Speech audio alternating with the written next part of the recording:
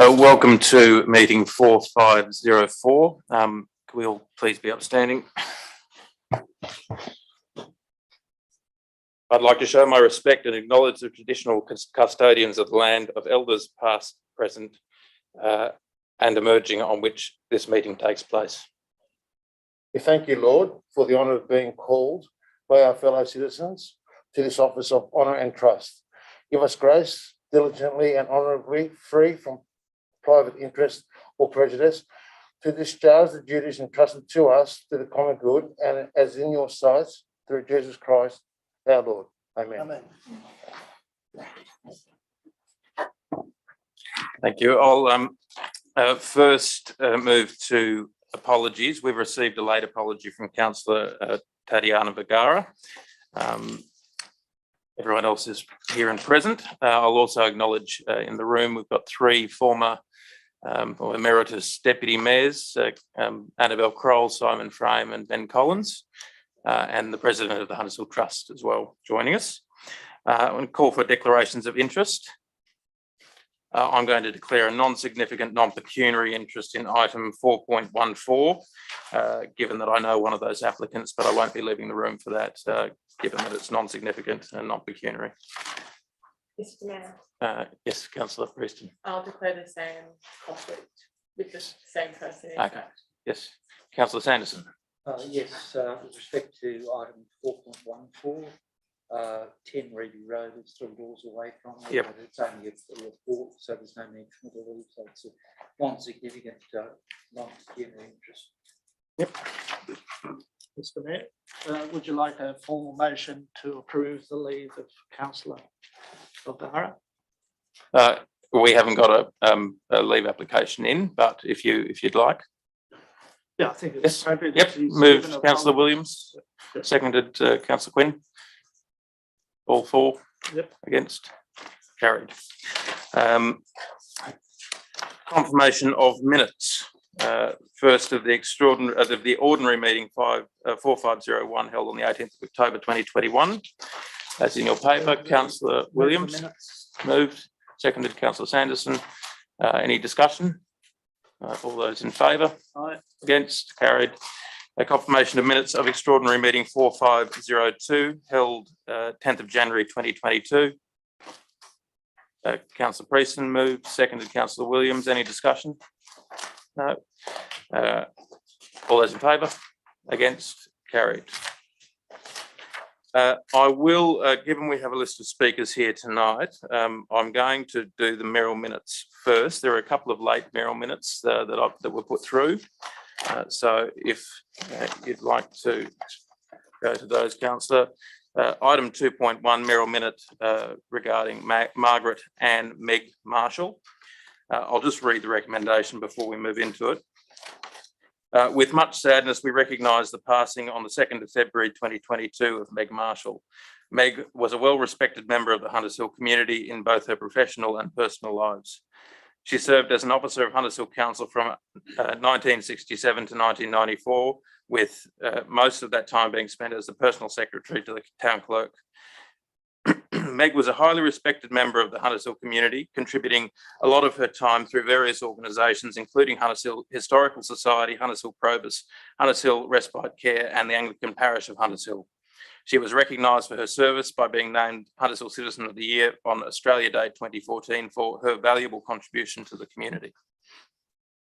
Friends and relatives knew Meg as an extremely loving, caring and generous lady, proud of her family, committed to her life in Hunters Hill, and with a very strong sense of service to her community.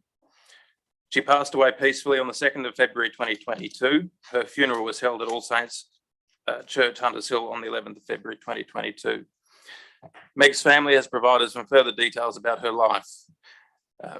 Margaret Ann Marshall was born on the 11th of October 1929. Her parents were Marion Hope Marshall and Sydney Athribus Marshall, a local real estate agent. Meg was brought up in Ilberti, her family home in Hunters Hill, a huge colonial style sandstone mansion with amazing gardens, vast vegetable patches, huge mulberry trees, tennis court, chicken and a huge magnolia tree, huge compost bins to die for, white marble sculptures in fern gardens, etc. That house is now part of the Hunters Hill Primary School.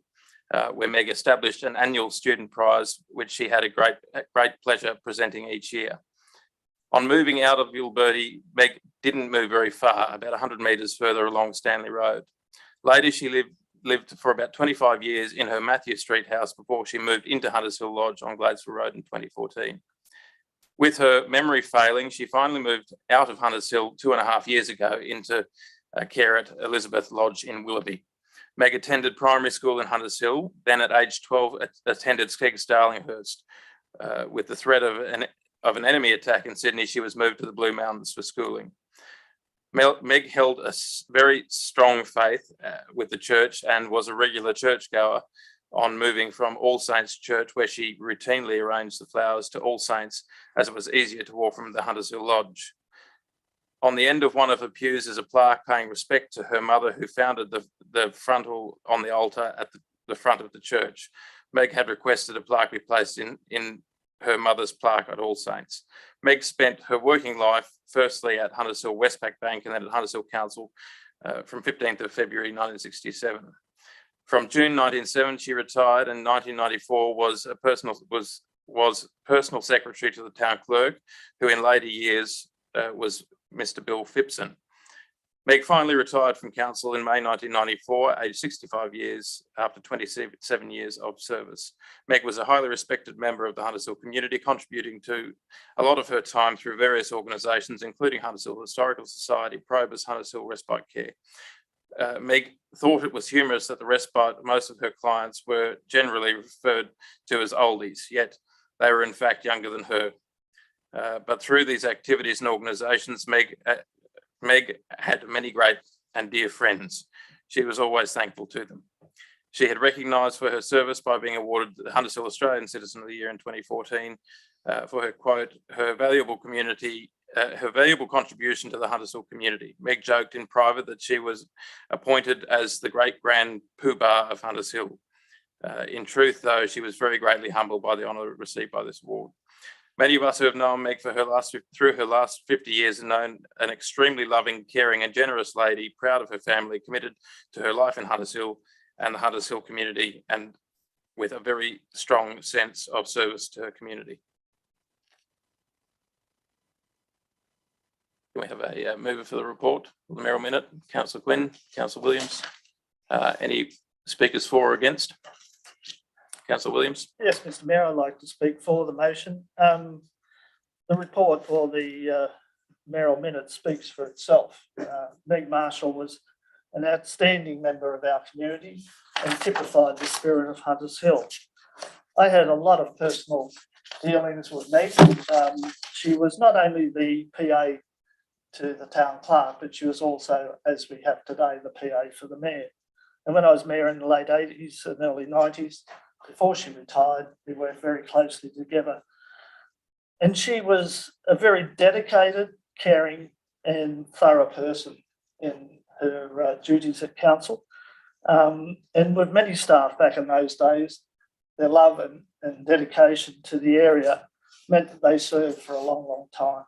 I think the general manager or the town clerk that's referred to here, Mr. Bill Phipson, was there for 20 or 30 odd years, and some of the town clerks have been there for 40 odd years.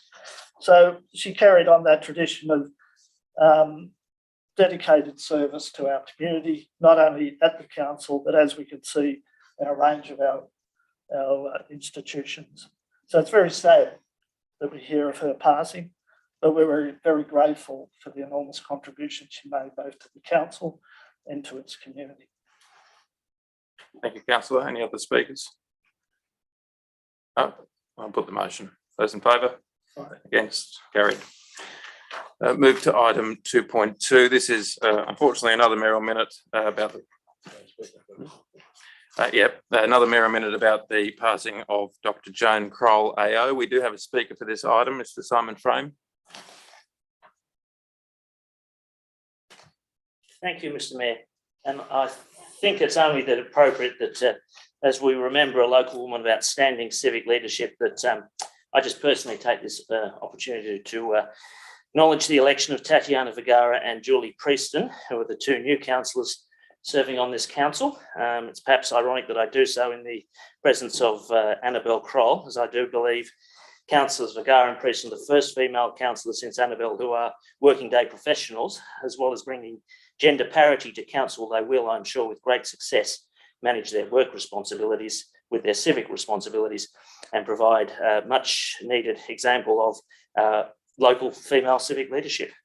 Now, in no way do I speak tonight because I think this Merrell minute is contentious, but I speak in support of honouring the memory of Joan Kroll, the mother of a good friend and colleague of mine, because although the mighty and successful defence of Kelly's Bush is something that our community is rightly proud of, we must remember that Joan was also a very successful professional in her own right, and her contribution goes beyond the parochialism of local government areas and quite literally across the Australian medical world.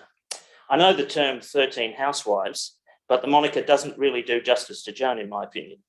Her work in the field of mammography almost certainly saved many, many lives, and as such, her work in Kelly's Bush, great as it is, pales by comparison to this important work. Families and communities across Australia have much to be grateful for in the research, work and life of Joan Kroll.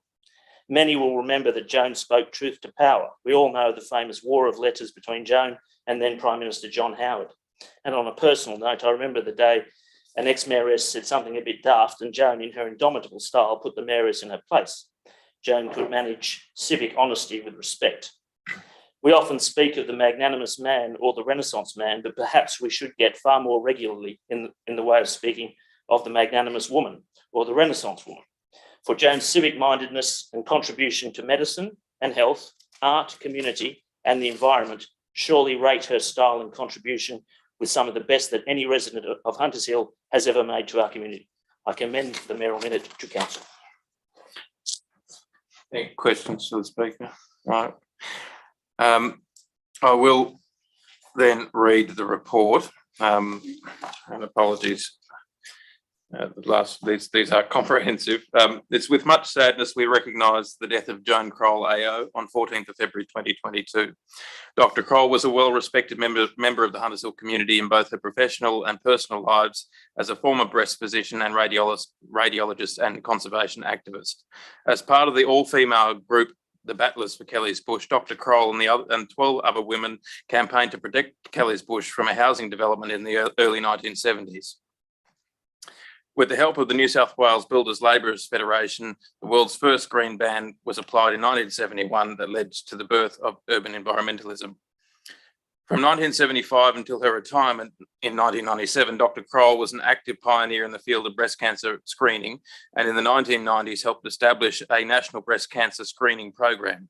She was awarded for her service to medicine, particularly in the fields of mammography and ultrasound. In 1996, she was appointed an Officer of the Order of Australia. Friends and relatives knew Dr. Kroll as an extremely intelligent, independent woman with a very strong sense of service to her community. She died in her home peacefully, and on the 14th of February 2022, the family will hold a private cremation in the next few weeks with the extended family and friends picnic at Kelly's Bush in approximately 3 months' time. Dr. Kroll's grandson, Oliver Menzies, has provided some further details about her life. On the Battlers of Kelly's Bush, Joan, alongside 12 other women in the Hunters Hill area, banded together under the nickname the Battlers of Kelly's Bush, or to some in the construction industry at the time, 13 bloody housewives, to bring forward what was the world's first Evergreen Ban, saving the Kelly's Bush from being torn down and turned into a housing development. The group made badges, sent out flyers, ran essay competitions for local school kids, and invited the media out to boil the billy in the bush, loading them up with baked goods. All this resulted in the movement that essentially set down the blueprints enabling groups today that protect local parks from further development. On the National Breast Cancer Screening Program. In the 1950s, straight after medical school, Joan hitchhiked from Sydney to Alice Springs before taking up a job with the Flying Doctor, delivering babies on the Tiwi Islands, and worked in the leper community of Darwin Harbour before having children of her own.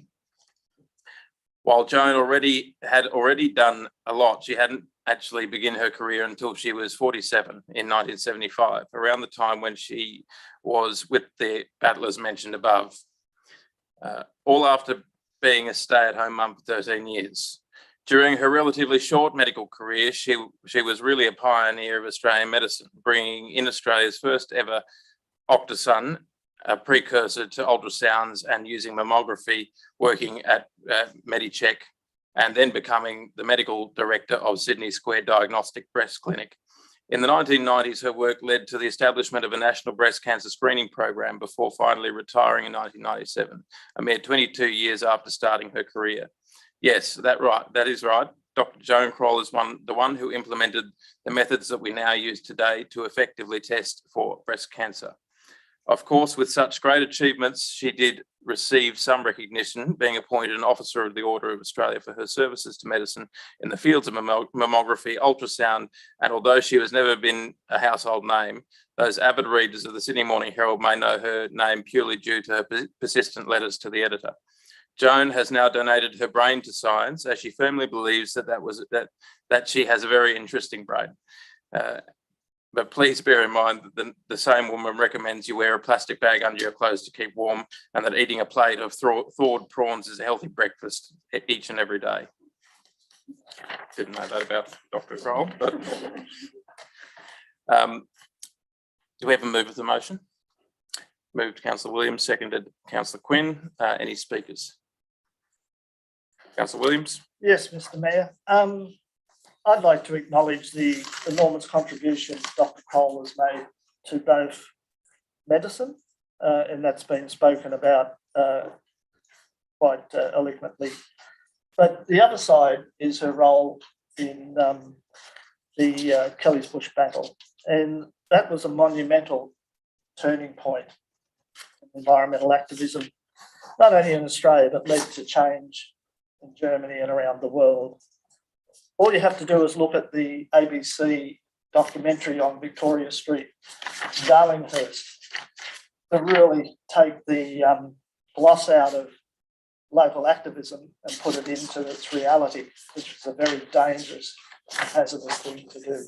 People disappear, never seen of before again. So Joan, along with the many other people, Kathleen Haney and people like Monica Sheehan, and a whole range of others, really put everything on the line to make a difference, not only in Hunters Hill, but also across Australia and also into the international sphere.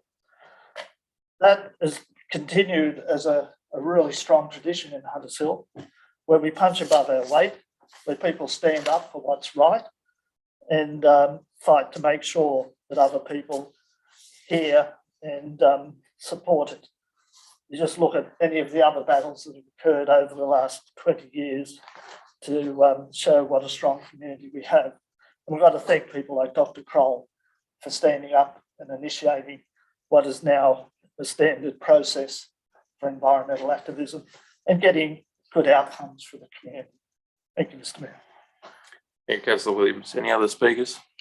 Councillor Quinn. Look, Mr. Mayor, my words are very brief, simply to convey my congratulations to Mr. Frame on those magnificent words of tribute to Dr. Kroll, and also to extend our very warm sympathies to Annabelle Kroll, who's here with us tonight. It's wonderful to see her in this familiar surrounding, and to be assured of the support of this community as you farewell your mum.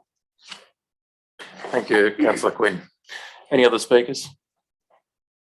That being the case, I will put the motion. Those in favour? Against? Carried.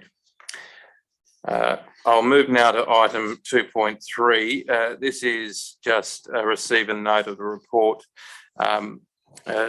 Last Wednesday, Council held an extraordinary meeting to make an appointment of a general manager. We can now, that the contract has been finalised, make that announcement, and attached to that late Merrell minute is today's media release that went out to all council staff and the public. Got a mover for that? Councillor Crassoy, seconded Councillor Williams. Any speakers for or against? Councillor Williams. I'd just like to congratulate yourself and the panel and Stephen Blackadder, who was our consultant, and Rosanna, our HR person, for what was a very thorough and professional process. And we researched widely. We had a lot of response and we've narrowed it down and now selected a very suitable candidate for Hunters Hill. And I note your press release here as being a very important introduction for that person into our community. And as a council, we welcome him strongly to Hunters Hill. I'm just wondering, from a process or procedural matter, the minutes from the extraordinary meeting the other night, are they? They have been drafted, but they're not in this paper. Right. They'll come to the next meeting, Right. general meeting of council. Okay. The one of our staff that does the minuting was away as of that day, so I didn't get the chance to finalise that, but that will be in the next general meeting. Thank you. Yeah. Any other speakers? Councillor Prieston. Thanks, Mr. Mayor. I'd just like to acknowledge the work of Nick Tobin, the outgoing General Manager, although I've not had the pleasure of working with him for very long, as I'm recently elected to this council. I believe that he did a great job to progress various projects in the area, and his work doesn't go unnoticed. Thank you, Councillor Prieston. Any other speakers? No, I'll put them in. Those in favour? Against? Carried unanimously. Now, before we move on to item 3.1, which is the notices of motion, I do note that we have a number of speakers today. I would like to invite Mr. Raj Advani up to give his presentation. He's on Zoom. Is he in the waiting room? Yeah.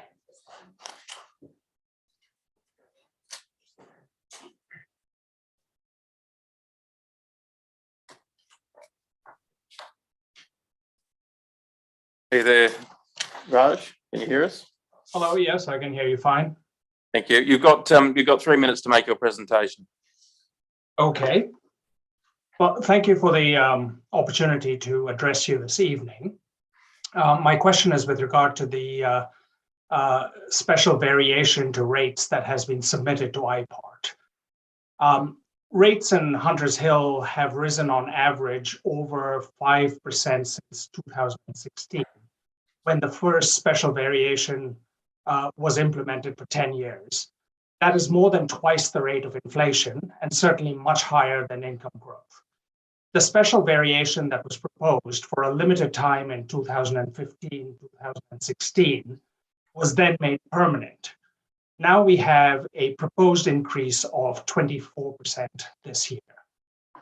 The survey that was undertaken by council showed strong support for continuing the existing SV and not the SV that was ultimately submitted to IPART. The one definitive policy, other than motherhood statements outlined during the last council government elections, was the mayor's opposition to the excessive rate increases proposed by the previous council. Arguably, the results of the election show, as did the survey, that council has received a mandate to reverse these proposed rate increases. Since the submission for the special variation is now with IPART, what can council do other than encouraging residents to comment about withdrawing the proposed increase? And what is council proposing to do to withdraw the rate proposal in line with the survey and the election mandate? And if the rate increase is approved, what does council propose to do to ensure that excessive rate increases are not implemented going forward? Thank you, Raj. I will just take a moment to address some of your questions, and then I'll throw it through to the councillors if they want to ask you some questions. Obviously, with the recommendation that was put to the last council to progress the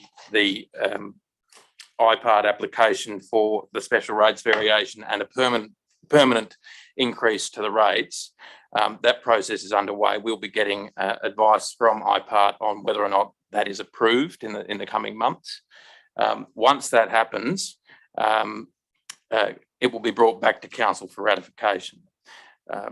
I will clarify my position on the IPART rates increase, that over the course of the last 2 terms, there have been a number of rates increases passed by this chamber, and my reticence to support that rate increase was based on or predicated on the fact that I didn't at the time feel that the council had done enough to explore its options of commercialising assets.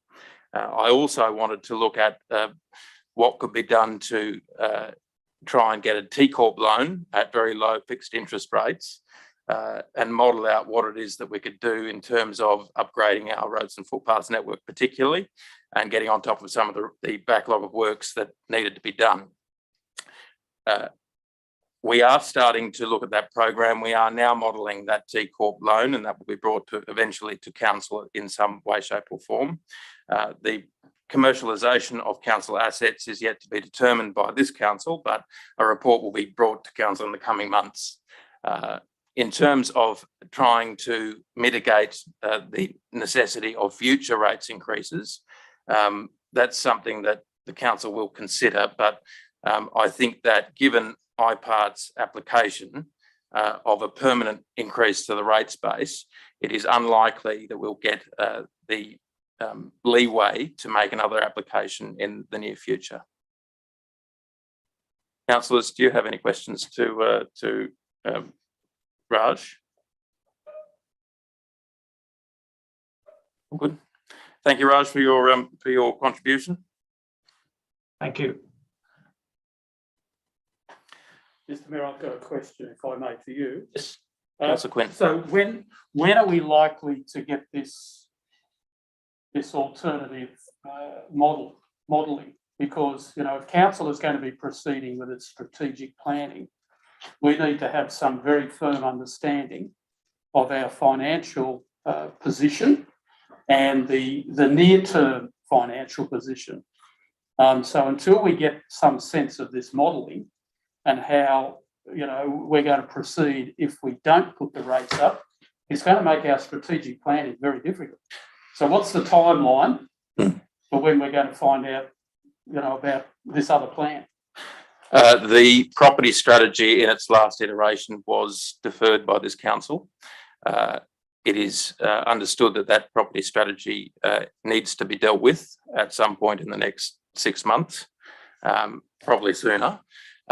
The components of that property strategy comprise of the Fig Tree Park Stage 2 or the Gladesville Road component, the council depot and the remnant lands policy. I have, in addition to that, asked for modelling on the T Corp, our capacity for debt under a T Corp loan, and that will be brought to council for a workshop.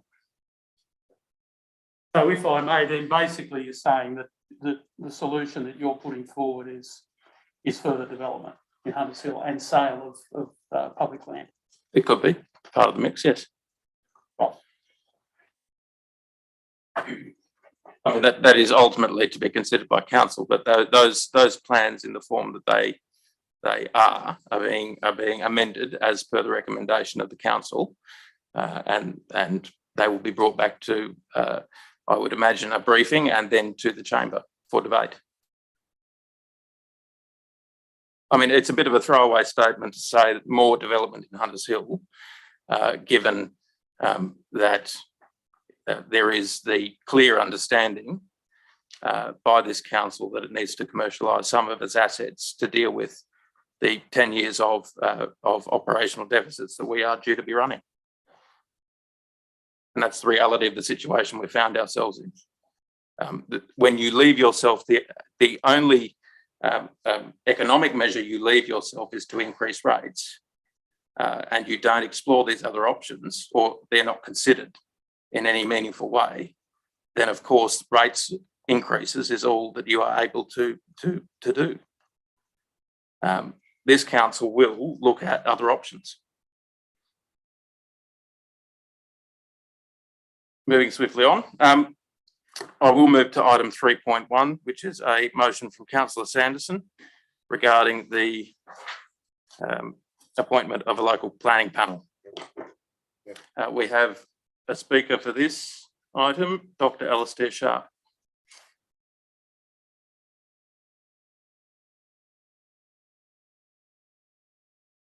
Good evening, Council. I'd prefer to take off my mask if I may, so that my voice. While you're speaking, that's fine. Yeah. Yes, thank you. I'm speaking in favour of Councillor Sanderson's motion. And to summarise it, it says that he proposes that to keep the local planning panel operational, recognises that the chair and alternate chairs are appointed until 2024, but the terms of all the other members expire on Monday. He suggests the council should extend the terms of the current independent experts and the community representatives, except for Richard, who is no longer eligible, by 3 months to allow time to advertise and select new members. He also selects that the payment should be increased to $600 and that the same rigorous process be used to select members, be used as was used last time, which was by a committee of all councillors, aided by council staff. I've compared Councillor Sanderson's proposed procedure with that proposed under item 411 in tonight's business paper and find that they're very, very similar. Similar in most regards, differing only in that the item 411 proposes an indefinite extension to the term of the current members and estimates that would be about 3 months. Whereas Councillor Sanderson proposes a set extension to the 31st of May, which is also almost exactly 3 months.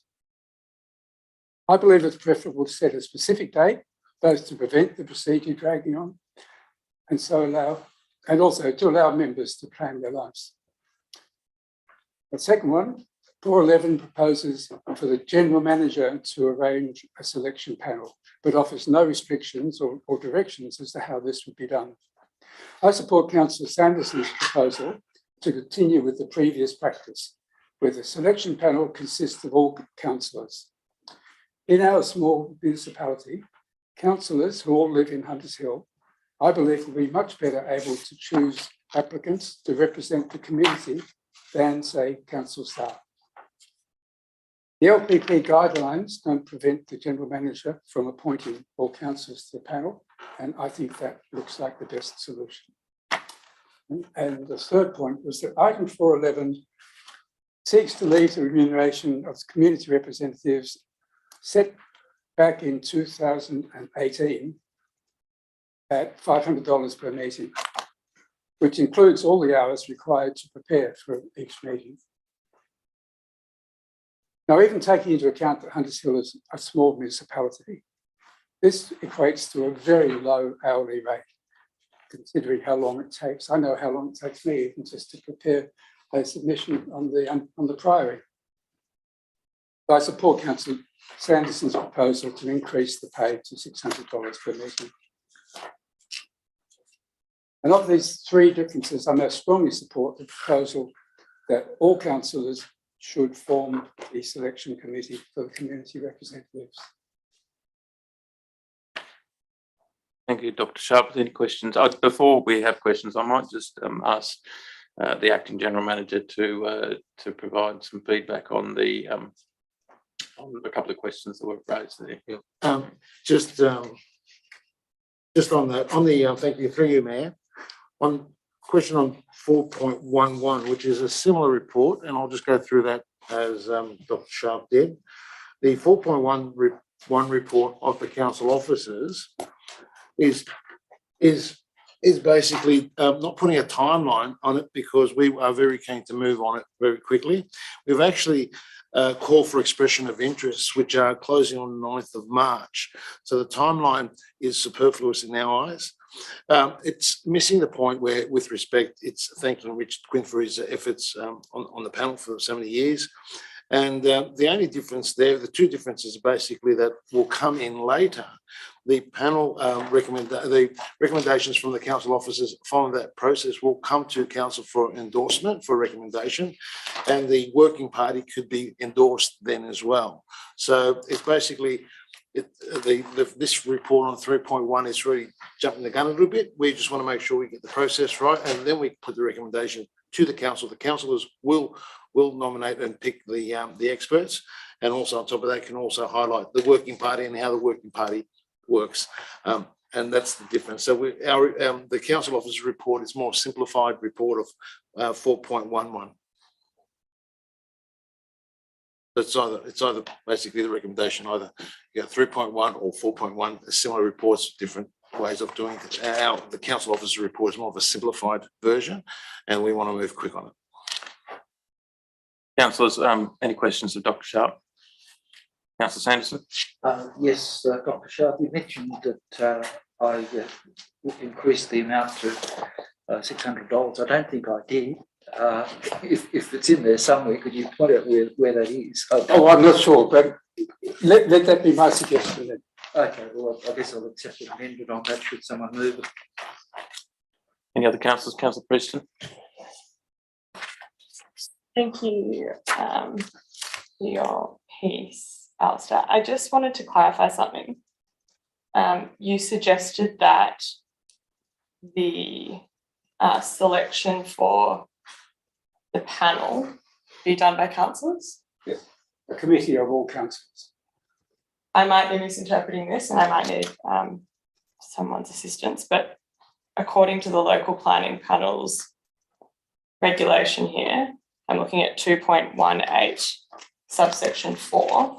It says, for the purposes of this section, an approved independent person is an independent person approved by the minister for appointment to the LPP, or a person selected from a pool of independent persons approved by the minister for the appointment to the LPP. No, only referring to the community representatives. Okay, so you think that the community representatives who make up 2 other people? So only 2 people There are should be normally selected? 4. The proposal is for the 3. There will be 4 when the proper appointment is made. And you suggest that all councillors should be on the panel for that selection process? They should form the selection panel because they live in Hunters Hill and they understand Hunters Hill. Okay, I would suggest that they're not independent enough as per the Well, they're not regulations. described as independent. The experts are described as independent. The community representatives are not described as independent. Yeah, I know, but in my opinion, I think that they should be independent. That's all I'm saying. But thank you for the clarification. Councillors, any other questions? If not, thank you, Dr. Sharp. Thank you. We'll now move to the item 3.1. Councillor Sanderson, I'll put the motion. seconded Councillor Williams. Any speakers for? Should I read the motion? If you'd like it. Okay, the recommendation that I've made is that council extend the term of the current local planning panel, independent expert members, Sheriff Burke, Chris Young, David Logan and Ron Egger, community representatives of Dr. Meredith Sharp, Virginia Wise and Philip Hart until 31st of May 2022, subject to their eligibility and willingness to serve. The council right to members of the LPP this term will be extended at 1 above, advising of this extension to their term and inviting them to submit expressions of interest to serve the second term as a member of the LPP, which would conclude on 29th of February 2024. 3, that a letter be sent to Department of Planning, Infrastructure and Environment, informing them of the extension to the term of their independent expert and community representative members of the Hunters Hill LPP. 4, that if not already done so, council seek expressions of interest from suitably qualified heritage planners and heritage architects from the approved list of independent experts that was sent to all councils by the planning panel's secretariat in May 2021 to serve as independent expert members of Hunters Hill LPP until 29 February 2024. 5, that if not already done so, council seek expression of interest from suitably qualified residents of the municipality of Hunters Hill to serve as community representative members of the Hunters Hill LPP until 29 February 2024. the council convened a working party of all councillors to report and make recommendations to council in relation to the appointment of independent expert and community representative members of council's local planning panel in time for council to finalise appointment of all local planning panel members before its ordinary meeting in April 2022. At 7, that the working party be authorised to perform its work utilising council staff and resources as required to complete its ultimate function, including A, assessing the qualification, expertise, experience and relevant knowledge of all of the municipality of Hunters Hill and its values of candidates for independent expert and community representative. B, against relevant selection criteria. B, consider any advice provided by council officers. C, shortly suitable councillors. D, conducting interviews of potential appointees as appropriate. And 8, that information about the LPP appointment process be published on council's website. And I'd like to add point 9, because of not being aware of item 411 at the time that this notice of motion was drafted. Point 9 will be that item 4.11 of tonight's agenda, also regarding the appointment of Hunters Hill local planning panel, having been made redundant by this motion, not be considered by council. Thank you, Councillor Sanderson. Seconded, Councillor Williams. If I could, I do have a question just in relation to point 6 of your motion. So when we convene a working party of all councillors, is that not just council? Is that wording necessary? Because it's not really a working party, it's just council. Well, it doesn't matter. Just a committee of council. Yeah. I don't think it matters. A workshop. What you Yeah. say, but it's a committee of the whole. Well, yes, you could call it committee. Yeah. Sorry, Acting General Manager. Yeah, can I just clarify something? The appointment are experts and the appointment is for community representatives. The experts are already appointed by recommendation by the minister, and there's a list that the people can apply for, which have already been interviewed and have the appropriate qualifications. So the experts are independent experts, which can apply to this the panel. The community reps, there's no list, and it's up to the council to decide which community rep you want to pick. And like we said before, there's two zones, wards with an alternate in the wards. Thank you. So basically, as far as the councillors picking and interviewing the experts, there's already the minister's already done that, has already done that process. So I just want to flag that. Can I ask a question through you, Yes, Mr. Mayor, Councillor to the Acting Williams. General Manager? The reality of the situation, as I understand it, you can clarify for me, is that the minister has created a list of suitable applicants from the government's point of view, meeting their criteria. We then have to distill that down to 4 technical experts, two alternatives. Council has every right, correct me if I'm wrong, to look at those. We can't put the 300 or the 200 on, we have to narrow it down. There's 35 that have already acknowledged they want to work within Hunters Hill. So somebody has to make that selection. And the best people to do that is councillors. So the question is, by the government making a short list of technical experts, does council still have the right to make the final selection within that group?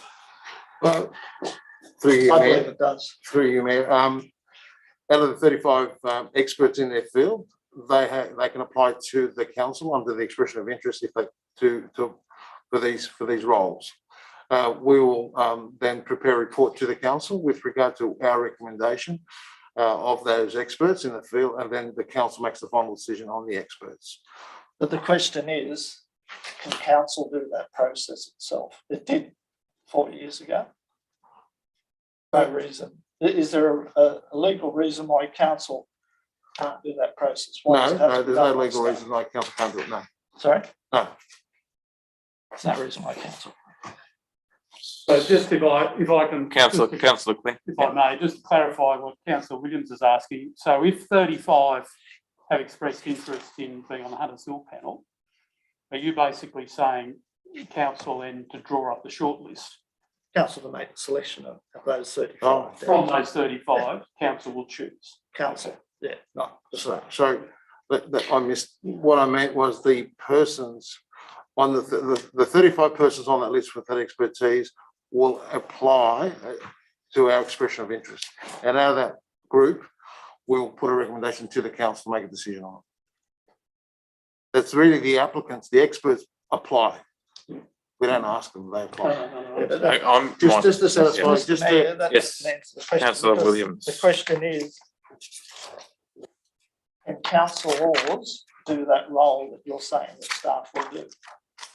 What I think this motion is about is that council laws do that selection process from the 35 who have expressed interest in this group. You're saying it'll be the staff that do that and then bring it back to council.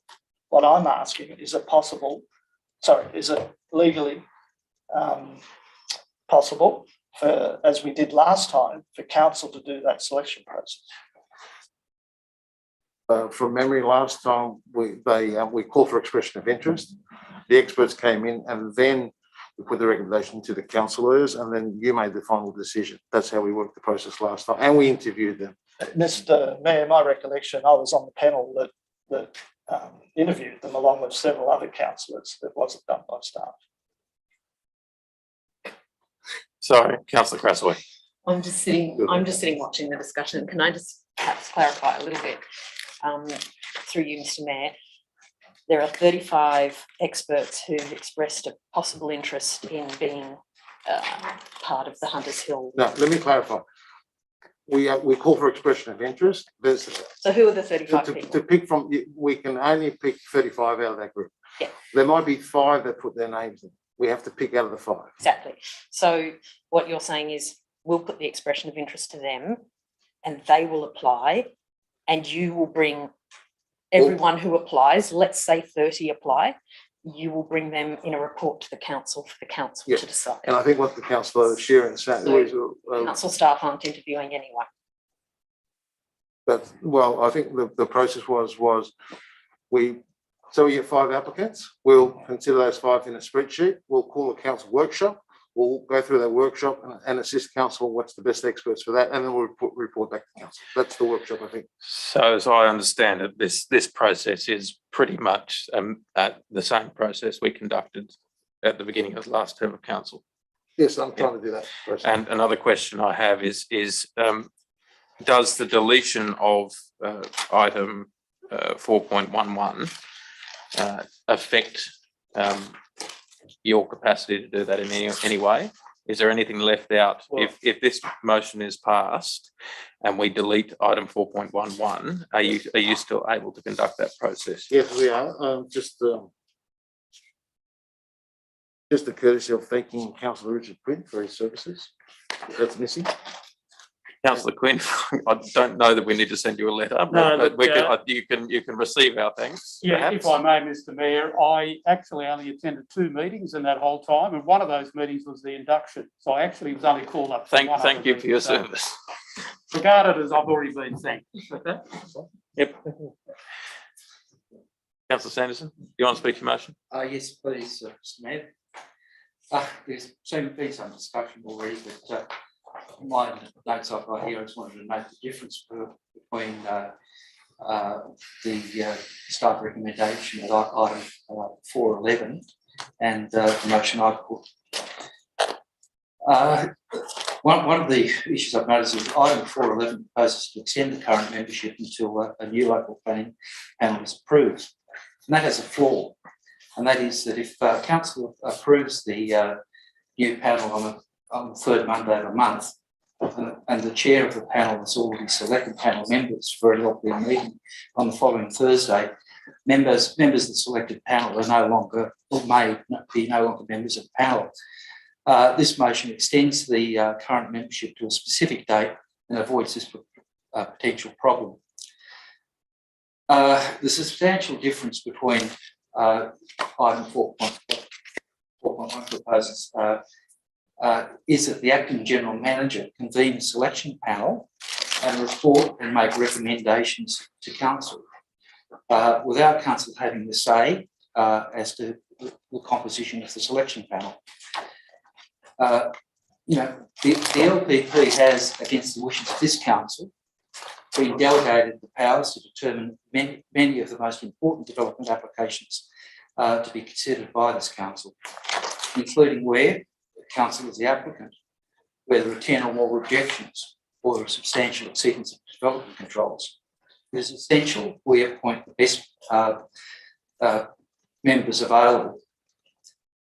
As it's the governing body, the elected members of the council have the ultimate responsibility for making these appointments.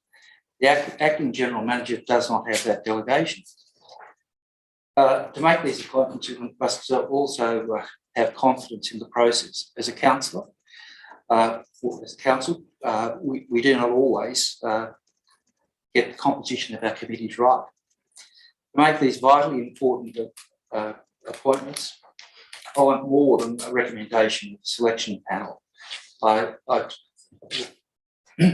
took no part in appointing, and the ability to view a few CVs. By contrast, the motion proposes to largely replicate the rigorous process we conducted in 2018. We had similar arguments back then. If I recall, the general manager receiving receiving notice about the appointment of the LPP shortly before Christmas 2017, when council basically stopped meeting for the year. At the end of the day, it was agreed then there was not the delegation of power to the general manager to make those appointments, which is what that notice asked for. While this, the current process isn't quite as blunt as that, it is highly important that councillors are fully informed about this process. As to the 35 people that have been referred to in discussion, those 35 people are people who are listed on the 200 named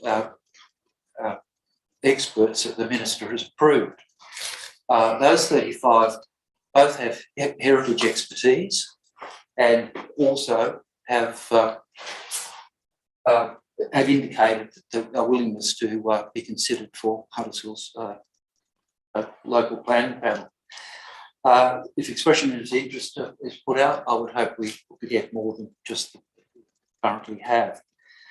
And I think it's important for council have the opportunity to see those people. I don't think it'll be like as many as the 35. But on the heritage side of things, I think it's extremely important that the members of the panel that we appoint, should we appoint any new ones, do have heritage expertise.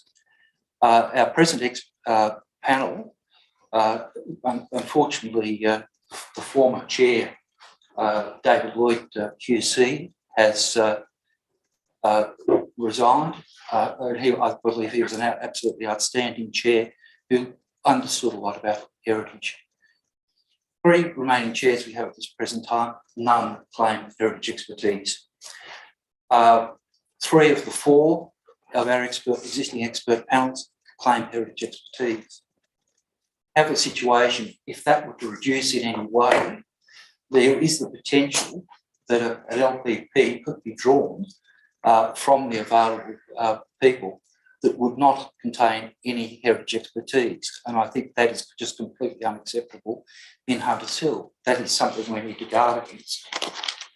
I think it's entirely appropriate. The report that council received back in June last year was very clear. It was praiseworthy for the process that we went through back in February of 2018. I think we achieved quite a good panel.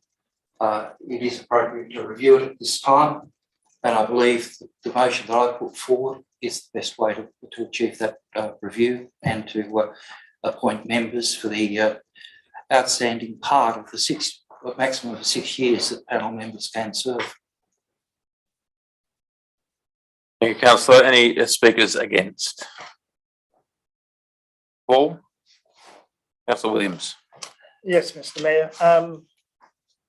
As Councillor Sanderson mentioned, this was thrust upon this council. Council rejected the concept of the flawed planning process, which we're now operating within.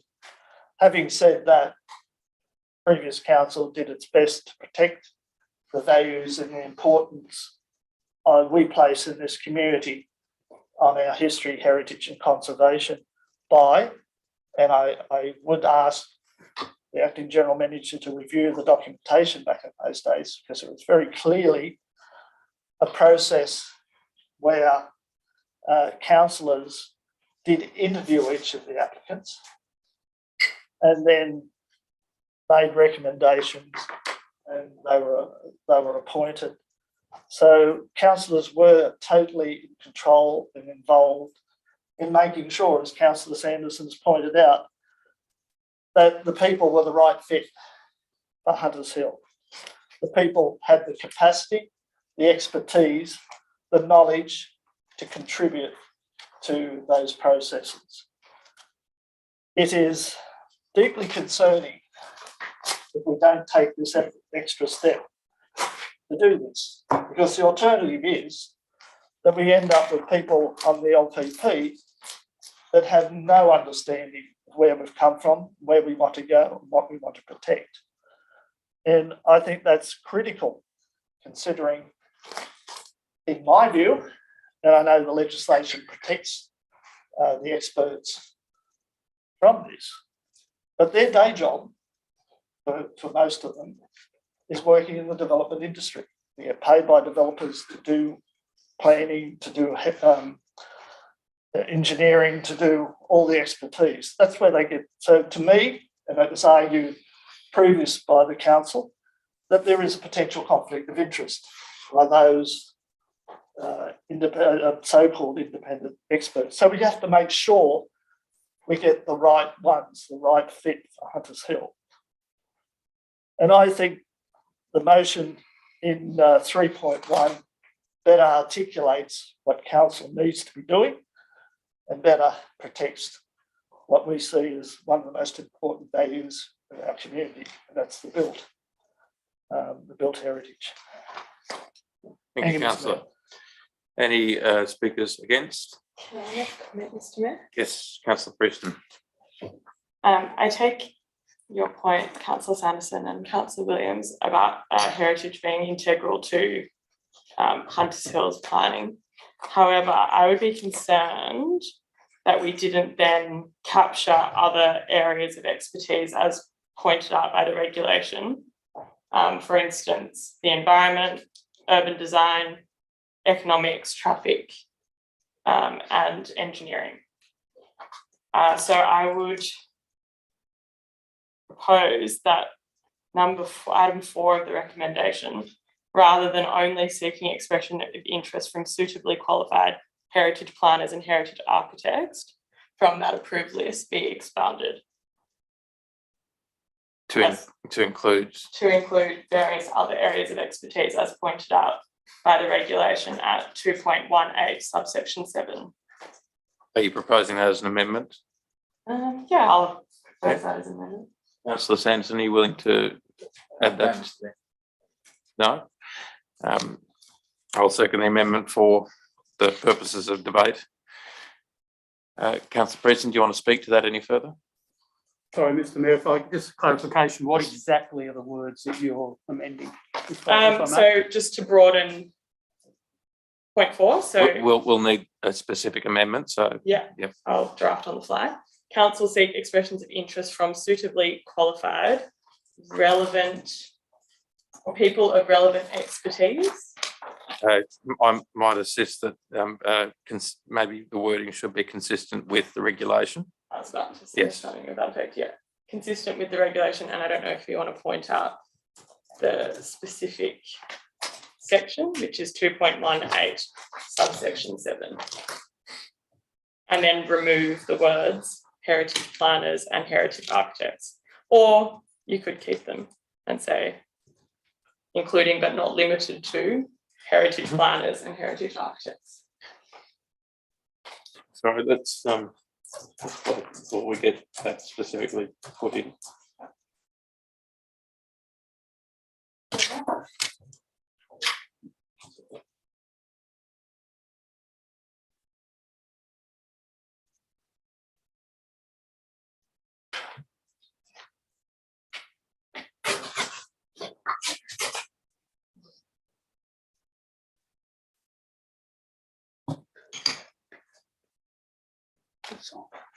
Down to item 4.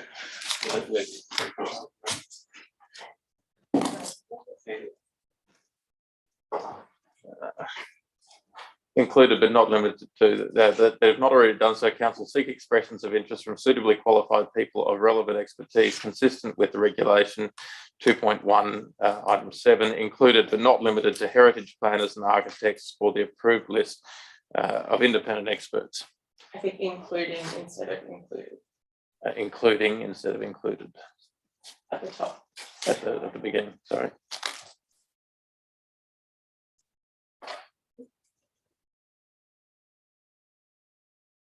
That's the amendment, moved and seconded. Would you like to speak to the amendment? No. Any speakers against? I guess, Mr. Mayor, if I could speak against him. I think I was very clear in what I said earlier about the importance of having at least 3 members of the panel for expertise, or heritage expertise specifically. We cannot risk having a situation where we have no expertise in heritage in any panel that serves in Hunters Hill. As an engineer myself, I assure you engineering skills are really not required on the sort of development that's likely to occur. And I think the same would apply when we're able to load with lawyers, in as much as all of our experts, all of the chairs have got expertise in law. I don't know what other areas there. I don't think there's anything there.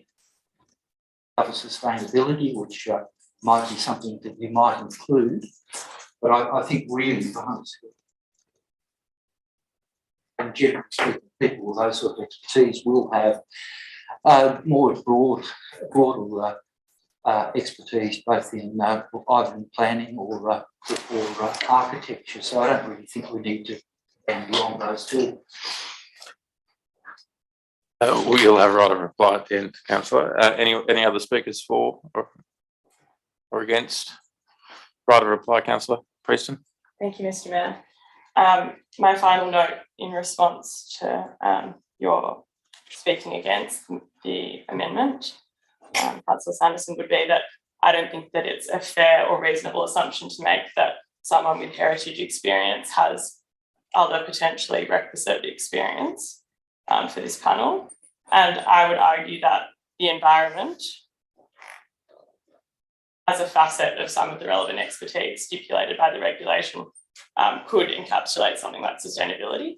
And I'm not proposing that heritage isn't important for our community, because it obviously is, but I just wouldn't want to preclude people of relevant and good expertise from joining the panel just because they didn't necessarily have that heritage expertise. And perhaps there is another way of ensuring that, you know, we select people of heritage expertise, but I just wouldn't want to exclude other people from that selection process. Thank you, Councillor. We will vote on the amendment. All those in favour? Against? That is lost. We will now move back to the motion as per the recommendation in the paper, including now an item 9. I just handed it over. I did read that out. I read the. Yes. I just like. Yes. Hand the paper over at the time. It's fine. That is that has been added to the motion. Any other speakers for or against? That being the case, right to reply. Thank you, Mr. Mayor. I think that's other points I was going to make. I mean, any questions being raised about whether we can do this or not? I was very careful in putting this together. I didn't include the one of the attachments that was included. The council report at 411, and that being a panel member selection guide for council. So I did go through that.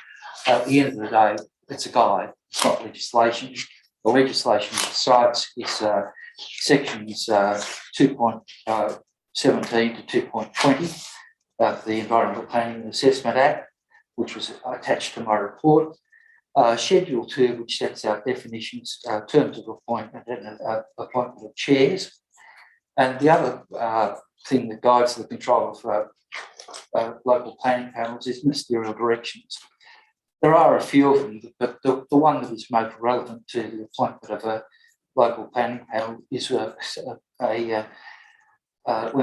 got around to producing a code of conduct. There is a ministerial way that members of the panels should agree to abide by the code of conduct. So I have absolute confidence that what we are doing is absolutely right, as well as being in the best interest of the people of Hunters Hill, and that I commend the motion and trust that it will be supported. Thank you, councillor. I'll put the motion. All those in favour? Aye. Against? Carried. Now move to item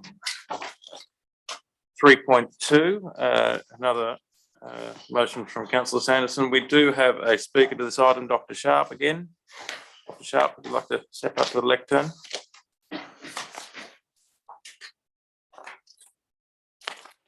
You have 3 minutes.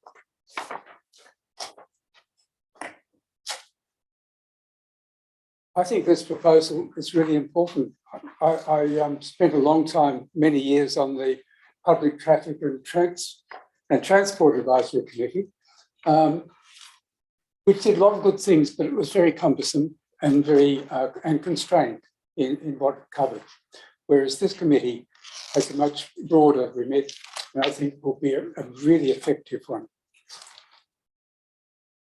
I like the way that it refers to the community strategic plan as the aim of making getting around easier in colloquial language. Council must ensure that we make it easy for all of us to move around our community, whether it's by active or motorised transport. I was thinking that very young people are very able, but not very wise. They need special constraints. Some of us at any age are going to suffer permanent or temporary limitations to what we can do. Whether we're using cars, scooters, bicycles, or walking, not walking, with any other vehicles, we face challenges along the way, and we face challenges in parking our vehicles when we get there. And sometimes we're encumbered by prams, school bags, shopping, or even suitcases weighing up to 23 kilograms if we're going overseas. So to understand local needs, council needs advice from those people who live in the community, in addition to the technical advice that comes from staff and from road experts. And for this reason, I reject the conclusion of the meeting in August 2019 that transport matters can be dealt with by the local traffic committee and by council staff. And the reason is that the local traffic committee is a technical committee which allows council to liaise with the Transport New South Wales and the roads, the RMS. But movement is much more than that, and is best understood by people who live and move about in Hunters Hill. As an example of the way in which a committee that's in touch with the community can customise things. I'm particularly proud of helping Hunters Hill become the only council in New South Wales to specify no lip where a driveway meets the gutter. Addition to have a lip, anything from a centimetre to an inch or more. And those lips have resulted in a great many of accidents and injuries to beginner cyclists. They get the wheel caught on the lip. And after developing this through the Public Transport and Traffic Committee, council approves the change. And as to my knowledge, Hunters Hill is the only council in New South Wales that says you have a smooth lip, just as you have for a pedestrian crossing or for a pedestrian crossing. I like the concept. Sorry, Dr. Sharp, move for an extension of time. Councillor Sanderson, seconded Councillor Williams. All in favour? Against? Carried. I like the suggestion that a council should chair a movement and transport advisory committee, and that the council should represent council at meetings with the local traffic committee. That's the technical committee. I applaud Councillor Sanderson's work in preparing the detailed terms of reference, avoiding the word traffic, because yes, I initially was confused about the local traffic committee and the council having a committee with the word traffic in its name. So I'm not surprised that other people are confused as well. So in summary, I think we can all benefit from the formation of an advisory committee to make getting around easier, whether it's on visits to the local park, to school, to work, to the shops or the pub, not to mention to the airport. Thank you. Thank you, Dr. Sharp. Any questions of Dr. Sharp, councillors? No? Thank you, Dr. Sharp. We have another speaker for this item, Mr. Mark Lane. Thank you, Mr. Lane. Thank you, Mr. Ed. I'm a recent resident to Hunters Hill. We moved in at the beginning of last year.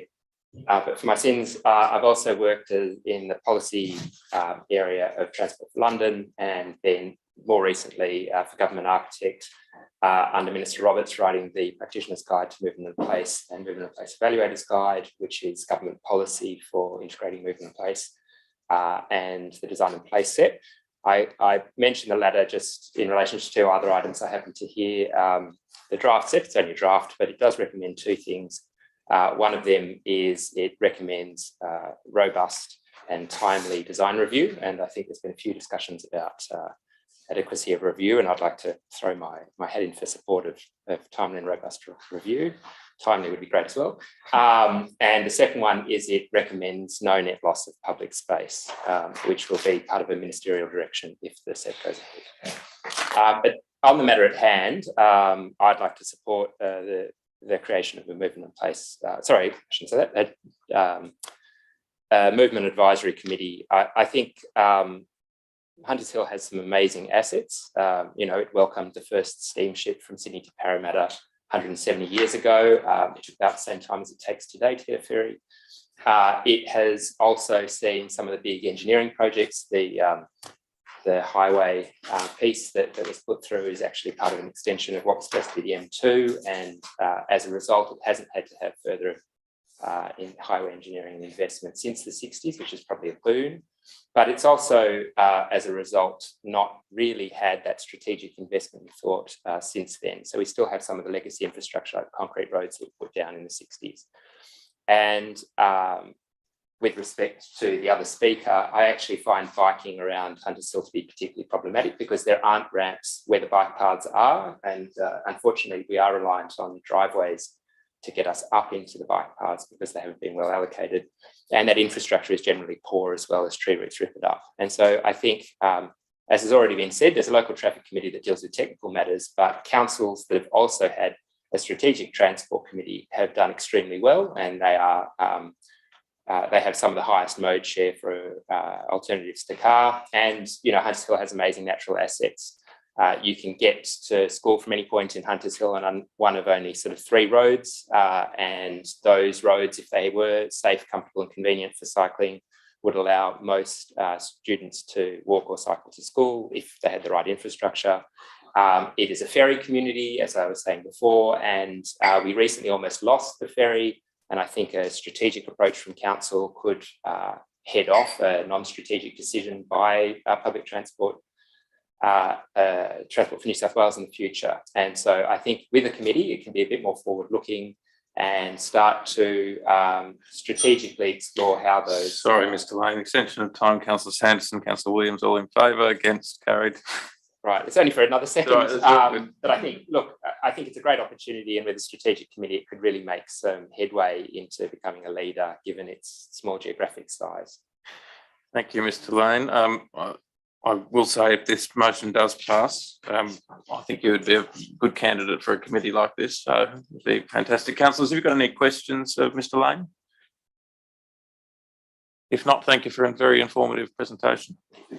We have another speaker for this item, Mr. Ben Collins. Ben.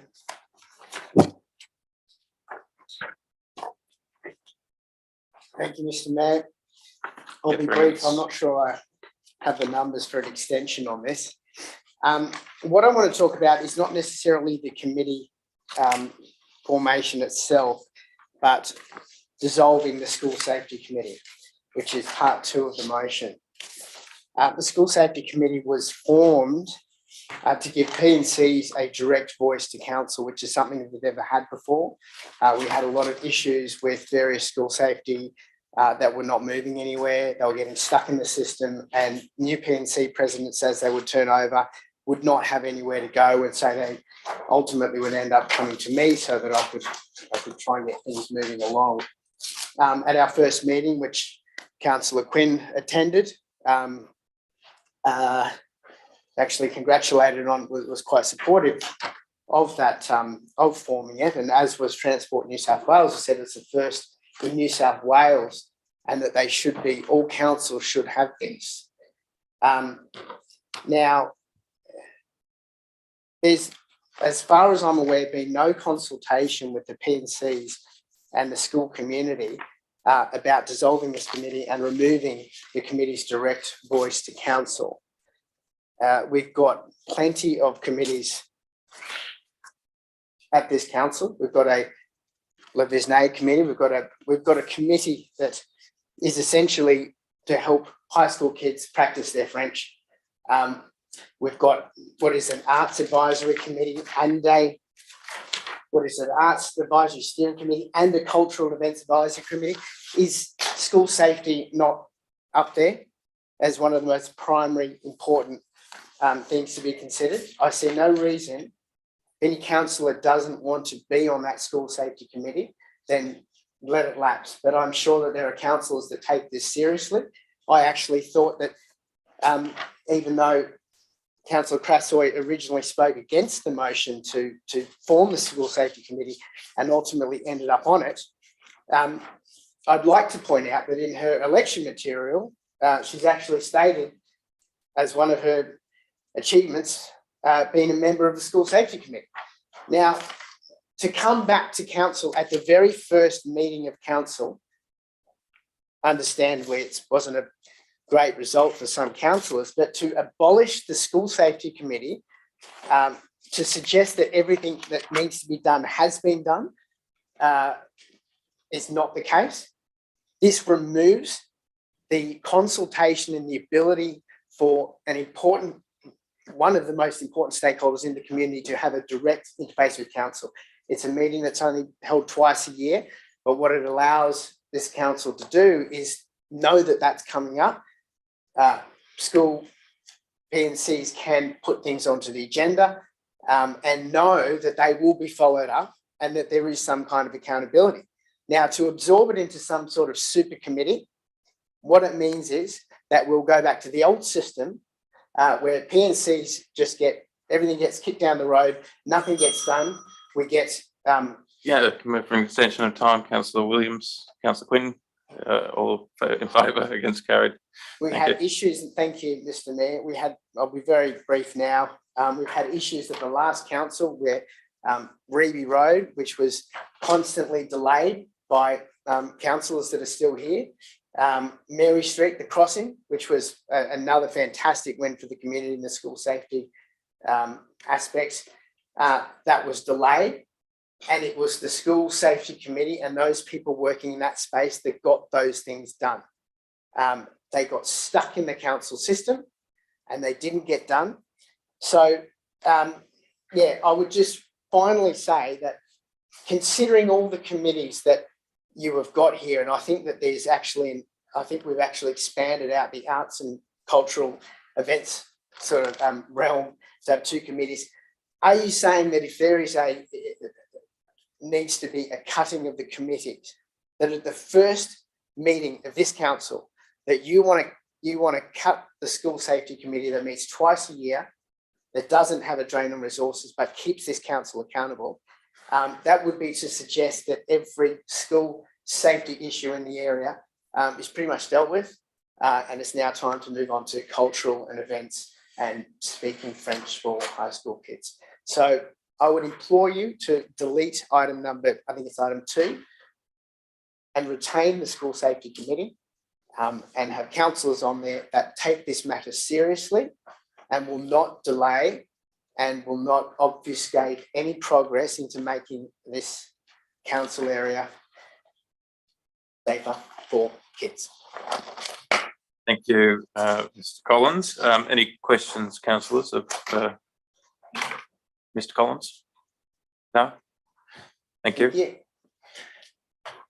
That is all of our speakers. Councillor Sanderson, Thank you, Mr. Mayor. Would you like to read the motion again? if you so wish. Okay, the recommendation that I make is that council endorse the formation of the Movement and Transport Advisory Committee. That the membership of the Movement and Transport Advisory Committee incorporate all the functions of the School Safety Committee and the access functions of the Access, Inclusion and Seniors Advisory Committee. 3, that School Safety Committee and Access, Inclusion and Seniors Committee be discontinued, and the inclusion and seniors functions of the Access, Inclusion and Seniors Advisory Committee be referred to a forum that will meet as required. 4, the terms of reference to the Movement Transport Advisory Committee be those attached to this notice of motion. 5, that council elect a councillor to chair the Movement and Transport Advisory Committee and 2 councillors as members of the alternate chairs of the committee. 6, the council elect chair or other committee members as the of the Movement and Transport Advisory Committee as council representative on the and chair of the local traffic committee, and the other 2 committee members as council's alternate representatives and alternate chairs of the local traffic committee. Council seek expressions of interest from residents of the municipality to serve on as representative set out in the terms of reference to form the Movement and Transport Advisory Committee. And I'd like to make a point to that if I could, and that is that council elects councillor members of the committee, call the committees immediately following resolution of this motion.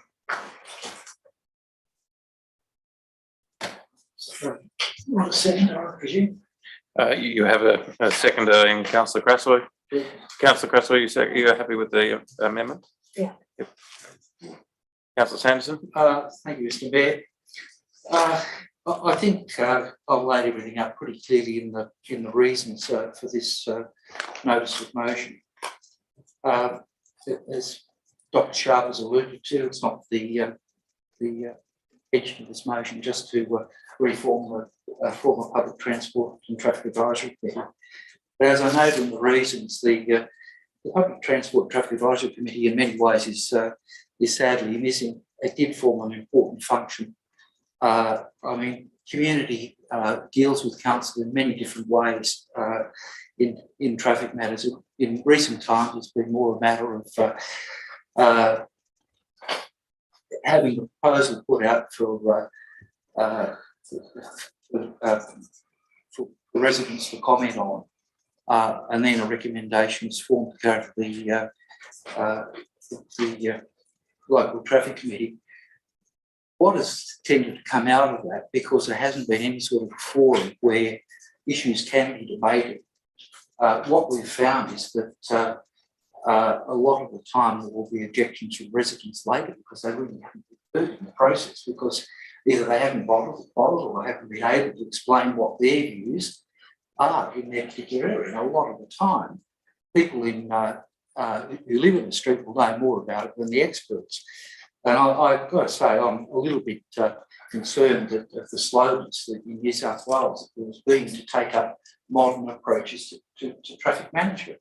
I think both Councillor Crussell and myself are fans of the Institute of Sensible Transport, and I think a lot of their thinking would come into that, as I think we're both fans, as Mr. Lane has suggested of some of the modern approaches to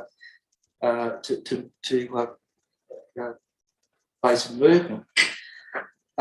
So I think it's important this come in. I mean, we look at the local traffic committee. It is running on documents that were first produced in 2006. The most recent version is 2009. It still refers to legislation that's been repealed. I think it's an area where we really need to be moving forward, and I think a progressive committee like this can do it. As to the idea that we're going to abandon school safety, that is just completely wrong. It will include all of the functions of the school safety, what will become the former school safety committee, and we've got the motion also recognises that the advisors to that committee will be school principals or the relevant person. Now, I think if a committee like that has the opportunity to explore ideas and to listen to those who understand, and that's the principal thing about this committee that is missing in other areas, I think we'll get far better outcomes. And at the same time, we will move away from a position which has happened, quite clearly in over the last term of council, that where matters like the public consultation was put before the local traffic committee. That's the wrong process. It is a technical expertise. A committee is supposed to provide technical advice. So really the solution should have been come up with before you go to that committee. It's for that committee to tick it off as to whether it's acceptable with all of the Transport for New South Wales regulations. So a vast improvement is possible in that area. I'll leave it there for now, but I think we'll go. Councillor Sanderson, Councillor Quinn. Mr. Mayor, to Councillor Sanderson, given the comments that Mr. Collins made, do you think it would be prudent to include in clause 3 that the functions of the school safety committee, because I think when we discussed these committees, we also spoke about a forum for those issues as well? Well, it's a question, it's not an amendment. Okay. So I just ask you to reflect on that. Okay. In answering the question, I think at point 2, we've covered the functions. It says that the Movement Transport Advisory Committee incorporate all the functions of the School Safety Committee and the access functions of the Access, Inclusion and Seniors Advisory Committee. So I think we've covered the functions in 2. Yep. 3 purely deals with the discontinuation of those committees. Yeah, I understand that, but what I was hearing from Mr. Collins was the I guess the forum piece, the being able to bring issues. I think what you're saying there in number 2 actually does answer that. So I'll consider my question answered. Councillor Sanderson.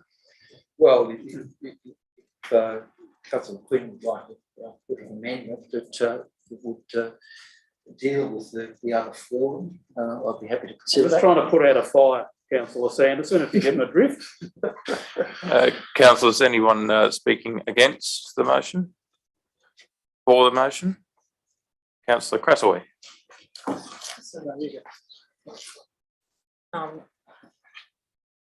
Thanks, Mayor William, Mayor Miles, and sorry, first meeting back. And thank you, Councillor Sanderson, Jim. You've just done so much work. I know that I've, sat beside you going poke, point, slash a little bit, but you've actually really done all this, and we've certainly been wanting to bring something like this to council for a long time. And in fact, late this afternoon, I pulled up a motion we brought to council back in 2019. I don't know if you remember it, that council developed a staged active transport model for the municipality targeting schools, transport hubs and shopping villages. That council engage with government, local community groups, public bodies to optimise program funding possibilities, promotion and pilot success opportunities, including but not limited to New South Wales Health, the Heart Foundation, Mesrock and other councils in the area. So that was back in 2019. So I know we've been working on this for a long time. You've finessed the heck out of it, and I think you've done a really lovely job. So that's it. What I love about this motion and the opportunity it provides for us as a council is it means we can be more strategic and we can be ready for opportunities in our local area, in our broader area, in the Northern Sydney region of councils and in the Greater Sydney region. We can be ready to pounce on those opportunities when they arrive so that our whole community can be safe, can be fit and well, and can be sustainable in the way we think about the way we move around our suburb and design our roads and transport infrastructure for the future. I looked up a couple of documents today, and Mark, one of them is yours. So when you were talking, I went, "Oh, I've got that here." And I just want to rattle off a couple of quotes because I personally find them very inspiring. I know a lot of my fellow councillors and council staff know I'm quite passionate about place and place design and community well-being. So I love this line, the goal of city shaping projects. This is from the Greater Sydney Commission. The goal should be to future-proof mobility through expanded bus and rail connections supported by active transport, including cycling, walking and other forms of mobility. And that might be e-scooters or car share or skateboards, you name it. But then in the evaluator's guide, I'm just going to read out a bit of the really just the table of contents because it's wonderful. The guidance for project managers around active transport design. You have good engagement processes, you address local living needs, social value, travel choice and adaptability, benefit delivery, local movement, connectivity to and from other destinations, through movement impacts on our place and the way that we design them. And I can go on and on. I recommend anyone who hasn't looked at it does look at it. I know that it's probably evolved even since you wrote it because that's the space of place design and good design and sustainability in the future. And that's why we need expertise and local voices, and they might even be members of some of our PNCs represented on this panel in the way we think about how our ferries move, how we connect to our neighbouring suburbs, and how we address day-to-day issues that concerned residents bring to us, and then how we advocate that to the area traffic committee and just be strategically much more ready and on the page with our residents. You can tell I'm excited, but my husband doesn't like me saying excited too much. Sorry, honey, but I am. It's going to be great, and I'm thrilled to be working with you on it, Jim.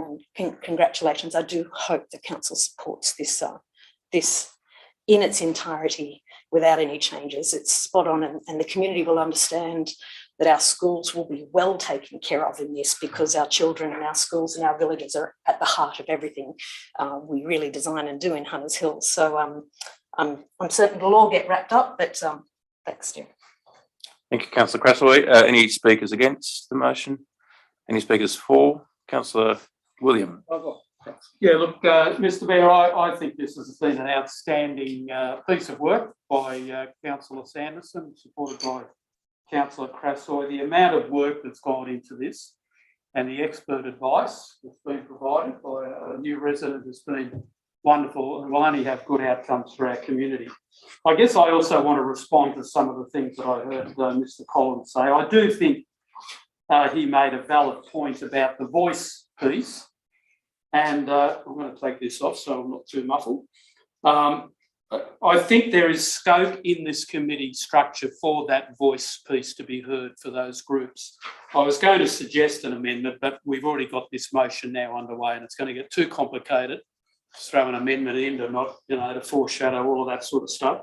But I'm very confident that the way that this has been structured and its purpose, it will be able to pick up those issues of school safety in a holistic view of other issues that would be in areas around schools as well. It's not just specifically about the school safety issue, but you've also got to take into account other issues when you're dealing with school safety issues. So I think the way that this has been structured is outstanding, and I highly commend it.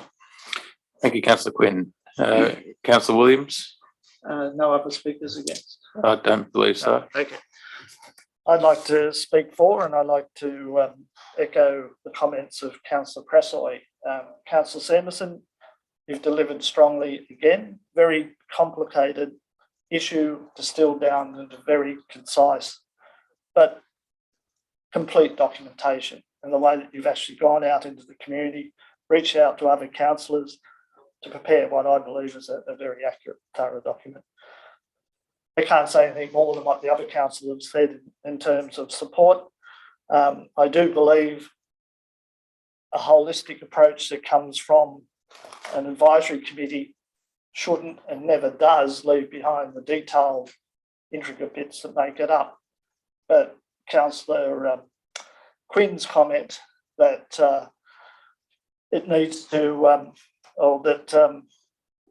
we need to take a more holistic approach at times to these issues, like the overpass, the issue of just solving one problem for the high school, but there's a whole lot of other issues relating to the extended schools that pass through that area as well. So we can deal in this advisory committee with the detailed issues that are brought before it that are affecting individual schools or individual locations within our municipality from a movement and transport perspective, as well as get the bigger picture sorted so that we understand the context and how to move forward. Sometimes these issues aren't as simple as wanting something, and the last council's experience is that despite an enormous amount of pressure to actually do something, you have to have the appropriate approvals to do it. And in many cases, things were held up to get those appropriate approvals from the government institutions. So I think this is an outstanding way forward, an ability for us to raise issues, look strategically and join the dots. I'd also like to reflect on my role as the chair of the local traffic advisory committee. I think there was some confusion about the role of that committee. They're all technical experts forming a statutory role on behalf of their government agencies, whether it's police or whatever. And they were a bit confused by the fact that they had to do a merit assessment as well. And there wasn't the transparency before that for those merit issues to be considered by the community that it was impacting on. So I think this goes to the nub of the issue, to give that transparency and process before things go for that final sign-off on the technical level. They're two separate issues. It was confused over the last few years, and this allows a good separation, good clarity. So thank you, Councillor Sanderson and Councillor Crassley. Councillor Prieston. Thanks, Mr. Mayor. I'd like to speak for the motion as well. Thank you, Councillors Sanderson and Crassoy, for your work on this. I think it will be really good. And just reading, the background that you've provided here, it does tell me that, considering that we will advise, the committee will advise on all encompassing traffic questions, I think that it would go to serve the function that the School Safety Committee currently does. So I think it's sufficient, and thank you again. Thank you, Councillor Prieston. Rather reply, Councillor Sanderson.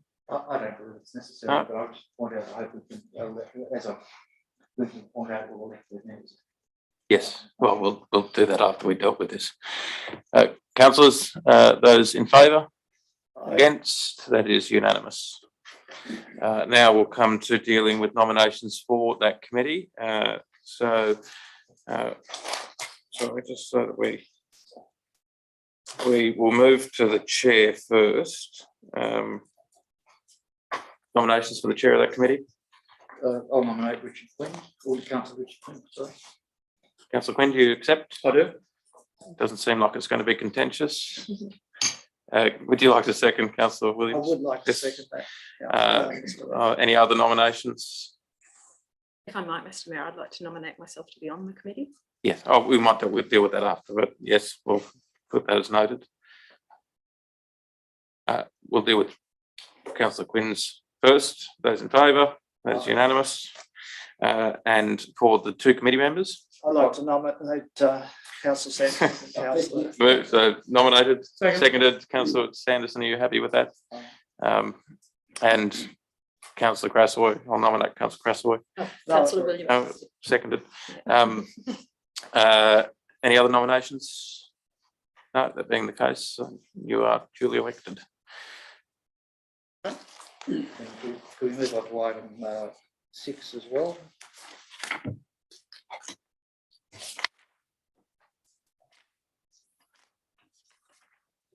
So I'll wait for nomination from you two. Thanks, Dr. Shaw. 6, council elect chair. That's just been dealt with, Councillor Sanderson. That was Councillor Quinn. It was done. Councillor Quinn's the chair of the committee. No, the job was 5, we need to do 6. Are you talking for the area traffic committee? Like move Councillor Quinn, saying as the chair of this. So can I move that Councillor Quinn also be the chair of the local traffic committee? That was moved by Councillor Williams, I believe, seconded. Second. Yep, seconded. Councillor Sanderson. Any other nominations? Being the case, congratulations, Councillor Quinn. Lots of jobs coming your way. Doing one night. Yep. Too many jobs. Share the gold. Okay. That deals with item 3.2. No, we've got a late item, item 3.3, the Sports Recreation Advisory Committee. Councillor Crassoy. Do I have a second? Seconding that. Mr. Mayor. Seconded by Councillor Quinn. Councillor Crassoy. Thank you, Mayor Miles.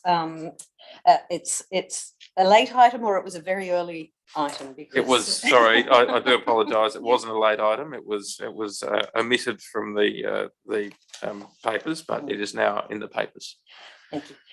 So this was a proposal I drafted back in December, off the back of several years of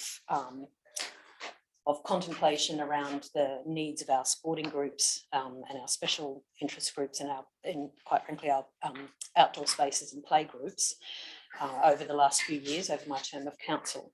I found that in the lead up to the last election, there were some residents who felt so strongly about the opportunity to have a voice to council, they were actually willing to run for council.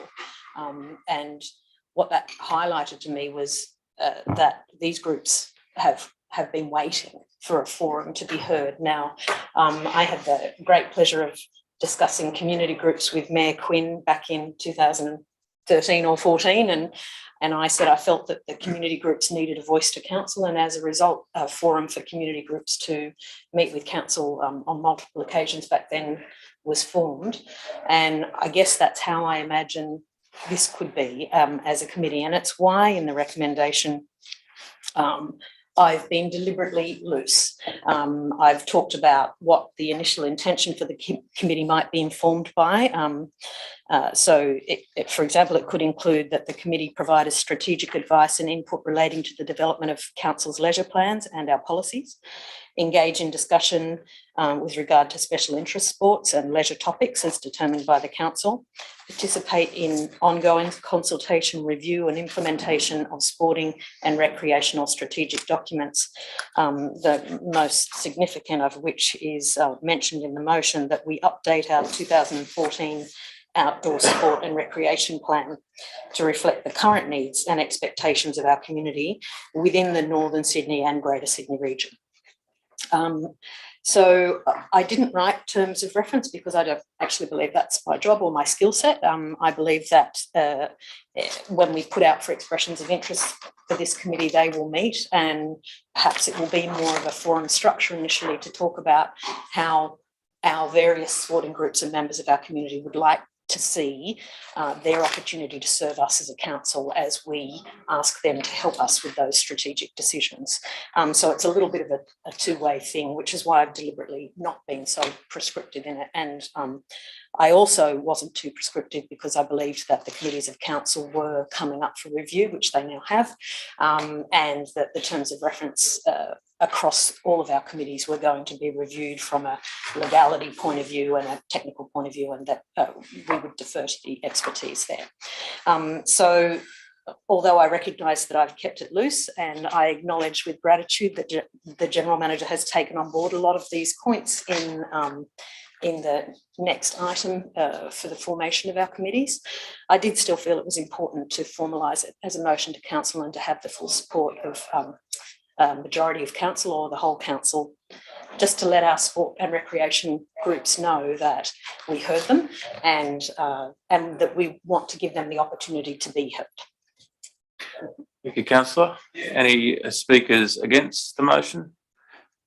Any speakers for the motion? Well, Mr. Mayor, look, I'd simply say I think I agree with everything Councillor Crowe said, and I think this was actually, as we all know, it was a bit of a hot election issue. And I think that by establishing this committee, we will be proactively responding to those concerns that have emerged in the community. Thank you, Councillor Quinn. Councillor, do you wish to elect the committee members now? Or do you want to deal with that when we come to the committees later on in the report? I'm happy just to deal with it when we come to the report. Okay. If that's Yep. suitable. Yeah. Okay.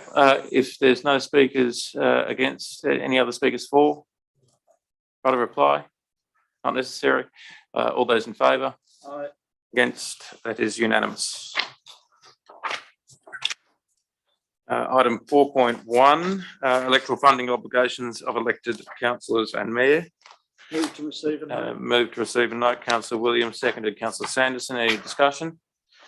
No. Those in favour? Aye. Against? Carried unanimously.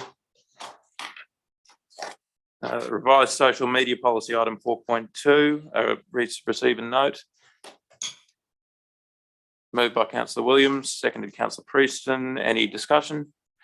No. Councillor Williams. Yes, Mr. Mayor, I think it's very useful for us to update our policy in relation to this matter, because it is a very powerful way that community in the modern world interact, and there are also obvious dangers associated with the process. And I think councillors need to have it very clearly articulated as to what is suitable in the media space in terms of their competing roles as a councillor or an elected office bearer, and that of a citizen. And it raises in my mind some questions about how we move forward as councillors in relation to a policy such as this. Because I was intrigued leading up to the recent council election that councillor was using in their media, social media, slogans or statements that clearly or closely, in my mind, align with council entities such as Hunters Hill Council, or I think in this case there was an S left out of the Hunter. So I was just wondering if the Acting General Manager can clarify for me how we tease out these issues, and would that sort of thing be a breach of this policy? We can take that on notice. If there is fake profiles out there purporting to be Hunters Hill Council, could you report them to staff? Mr. Mayor, I did report it to the acting general manager when I became aware of it. So I'd be interested to see where council staff got to with that matter. Okay, and we'll follow up on that and send a response. Any speakers against? For? I'll put the motion. All those in favour? Aye. Against? So that is carried. Item 4.3, revised privacy management plan. Council adopts the updated privacy management plan in the attachment. Moved Councillor Williams. Seconded Councillor Quinn. Any discussion? Mr. Mayor, I've got a question. I'm not sure if the relevant officer is here to respond to this, but I'll be asking a question without notice at the end of the meeting. But the question I'd ask now is, what are the consequences for council officials who knowingly use data collected for council purposes for other than council purposes? I'm not sure who to direct that question to. Through Maria. Okay. Maria. Yes, Sorry. she was online. We'll respond to you on that one. Yeah, anyway, look, I've got a question without notice, so I'll get responded to in that. Okay, thanks. Maria, did you want to respond? Oh, she's there. Yes, just through the General Manager to Councillor and the Mayor. Essentially, privacy is also a clause in our Code of Conduct, so it's dealt with in much the same way as other provisions of the Code of Conduct. So if a complaint is put forward, it would be investigated, and it's to the General Manager to initially review the complaint and determine whether an official investigation needs to occur. Thank you. Any speakers against? For? Right to reply.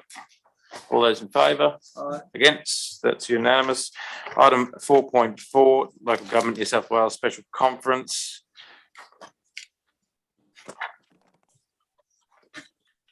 Report received and noted. And moved Councillor Cresswell, seconded Councillor Prieston. Any discussion? I would like to obviously nominate as the voting delegate for the special conference coming up. And I think it would be appropriate for Councillor Cresswell to be the alternate as Deputy Mayor. Thank you, Mr. Mayor. I, on the second day, won't be available for a couple of hours in the middle of the day, and that's when a big chunk of the voting takes place. So I was going to suggest perhaps a different councillor might be the voting delegates, as I won't be there for a couple of hours on the second day. We can perhaps, well, if so, yeah, that's fine. Any other nominations? I'd be happy to take on Councillor Williams? role. Yep. There's two voting delegates, the Mayor and also what you're now voting for. Yes, and we are all encouraged to attend if we can. Obviously, I'll let Councillor Vergara know as well. Hi, Mr. Mayor. It doesn't say here, and I probably should have a look on the website, but is it in person or? I believe it's, yeah, it is in person. Yeah. Thank you. That's exciting. Councillor Sanderson. I just have a question. I presume we have had nominations in by the 17th and we will therefore modify those. Nominations into the 17th. Yes, if you look at the third last paragraph on the front page of the report, members are required to advise local government New South Wales of the names of their nominated voting delegates by 5 p.m. on Thursday the 17th of February. Then later on, they say that with the circumstances, they'll change it. We can, yeah. We've put in nomination, I believe, for the Mayor and Deputy Mayor consistent with the report, but we can amend that to include Councillor Williams. Yeah, that's fine. Any speakers for, against? No, put the motion. In favour, against, carried. Item 4.5. Committees of Council and representation on external agencies. Move the motion, Councillor Crassoy. Seconded, Councillor Quinn. deal with the Mr. Mayor, first motion sorry- and then, Sorry, if I can, if we can just go back. So the Sport and Recreation Advisory Committee, my understanding in terms of what we has been dealt with, yep. 3.3, so we're saying it's not just the mayor with an alternate, we're saying it's up to. We're saying 3, so yeah, that's fine. That's as amended. I mean, I would even potentially, oh no, we'll keep it in there, yep. That is fine. Mr. Mayor, through you, can I ask a question? in Councillor relation to Williams. The Conservation Advisory Panel. In April 2021, Council resolved some amendments to that panel, but it's not reflected here on the documentation. For example, the heritage planner was included. There's been a landscape heritage person on it, and there was always a community alternative. That's correct. That's not reflected. That's in the correct. documentation. Tonight, the recommendation is only just to grab the 2 councillors, and a further report will come back to council for an overview of the charter and all the detail of that, because we'll call for expression of interest as well. Yeah, I note that also that it's the only panel or committee that doesn't nominate a councillor as a chair. Well, sorry, it's got the 2 councillors. the 2 councillors. You pick the chair as a councillor and the alternate councillor. So just for completeness, all the other, it says the -1 councillor to be the chair. So I think We change that. that needs to be amended. Yeah, happy with that amendment, councillor Cresswell? Also, Mr. Mayor, do we want to go into, what's the word, when you discuss things more conversationally, moving to open council? If you'd like, Yeah. yes. Moves councillor Cresswell, seconded councillor Williams. All those in favour, against, Just carried. Make it a little less formal. I was wondering, Mr. Mayor, about the Northern Sydney Regional Organisation of Councils, NESROC. In the councillors, it says mayor and deputy mayor and alternate councillor. I was wondering if we could make it mayor and whether I could nominate as councillor Elizabeth Crassoy. Yep, that's fine. Plus an alternate councillor. Yes, I'll make a suggestion. Yep. That would be that all councillors be alternates. Having been a delegate to NESROC on occasions, in the last term, there were quite a number of meetings, other commitments. From Hunters Hill, there were also occasions that before I was a delegate to NESROC, that the former mayor, Mark Bennett, held up and wasn't able to get there, and I get a call from someone to say, can I get there? And then you show up and you can't vote because you're not an alternate delegate. So I'd almost go as far as suggesting that all councillors be alternate. And that one of those councillors is chosen. The only issue I see with that is if two councillors turn up, who is then without any structure, who then is the voting delegate and who's not the voting delegate. They'll be structured by the fact that, if you're unable to attend, you contact someone else. If Councillor Cresswell is unable to attend, she will contact someone else. So it'd be at the discretion of the mayor or I would have thought mayor. deputy mayor. Yeah. Yeah. So we're saying, mayor, councillor Elizabeth Crassoy and alternate councillor at the As appointed, discretion of yeah. the mayor. Yep. I'd suggest we need to review the constitution of that's NESROC allowed. because I don't think that's allowed. Yeah. I think you have to explicitly by name nominate alternates for each of the 2. And as a former I think. president of NESROC, you'd probably, unless they've done some wild things in the Oh, last they 4 might years. change it, I Yep. don't know. But when I was president, I actually had to rule a few times about people not. Well, being why able to vote. don't we tonight appoint councillor Crassoy and an alternate, and then what we can do is explore whether or not the constitution would allow. I'm and pretty sure bring it back allows council. to alternate one for each of the delegates. Yes. Or we've had 2 most of the time anyway, so I guess we could do that. Yeah. The mayor's alternate. I guess the emphasis is on more than one. Yes. So the mayor and an alternate to the mayor, and Well, me and an alternate to me. I think you can nominate, so you nominate your 2 delegates. Yep. One of whom is the mayor, the other one can be any councillor, and then we nominate 2 alternates. And they don't necessarily need to be just the alternate to the mayor and just the alternate to you, as I understand it. Happy with that? Yeah.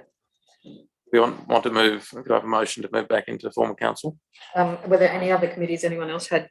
I will actually just say, given that councillor Vergara was unable to attend, she did send me a message that she would be happy to be on the Bushland Management Advisory Committee. Movement and Transport's been dealt with. Principals Liaison Committee. I do wonder whether we could make that. I mean, you're there, Mr. Mayor, and then if she wants to be on that, you know, I see no issue having Yes. just a second councillor. Yeah. I think the mayor should chair that. Yes. And Mr. Mayor, if you can't be there, I'd say Deputy Mayor is your alternative. Happy to. And the Sustainability Advisory Committee. All I would ask is that we have 3 councillors minimum on that committee. Recommendation, it's 2. I think we can change that. That's fine. Yeah, that was the original. Yeah. Have we got those changes? Sorry, before we move back into formal council. So as I understand it, let's just run through it. That so we've dealt with Movement and Transport Advisory.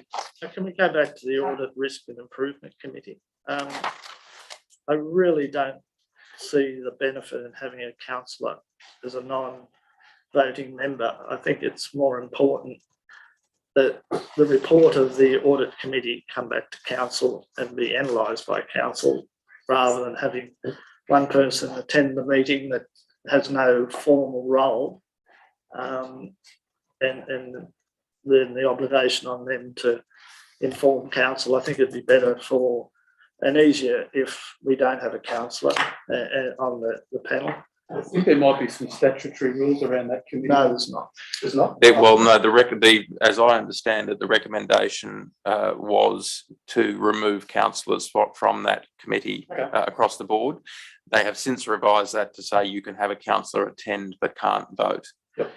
So they've left it at the discretion of each council, but if everyone is comfortable for that to be just brought to council, those audit reports be brought to council, then I think we can delete that completely. And I think it's important that there's some sense of independence of that committee as well. Well, that was the purpose of removing the council voting member.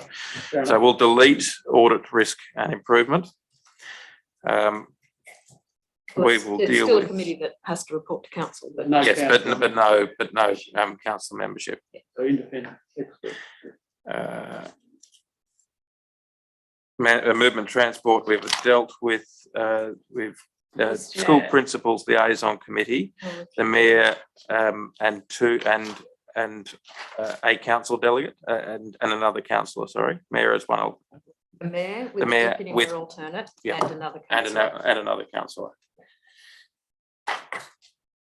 Mr. Mayor, can I just ask how are we, after we move this, how are we then allocating the names? What's the process? We can do it formally in council if you'd like, or we can go through them one by one now if you'd like. That's what I'm suggesting, we do it now. Yeah, okay. All right. So the Bushland Management Advisory Committee, there's a nomination from Councillor Vergara. No, I'd like to nominate myself. And Councillor Williams. And I'd like. That's 3 councillors. Are we happy to expand that to 3 councillors? I think so. Yeah. So 3 councillors, Councillor Williams, Councillor Vergara, and Councillor Sanderson. Chair. The chairs will be elected at the first meeting of each committee. Conservation Advisory Panel. Chair. Nomination. Chair. Hmm? I need a chair. That does. We can do I it. like to be nominated as the chair. Yeah. Councillor Williams, Councillor Sanderson. And you'd like to be chair? Yes, please. Councillor Sanderson. Yeah, I'm very happy with Councillor Williams. Okay.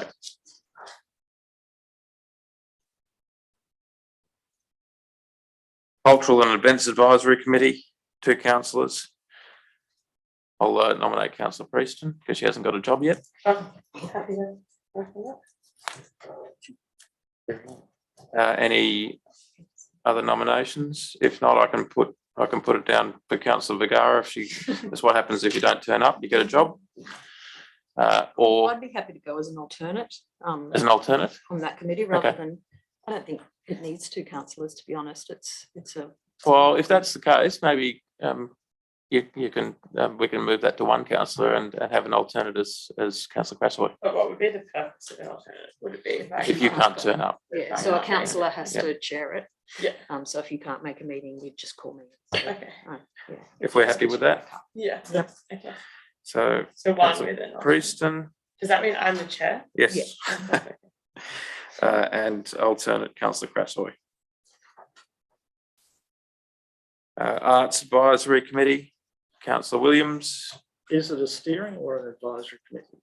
I would urge council to at least test it as a advisory committee first. We're hearing that it has to be an advisory committee. Is that okay with everyone? We've Yes. got both words in there, so. Well, deletion of steering and just have Arts Advisory Committee.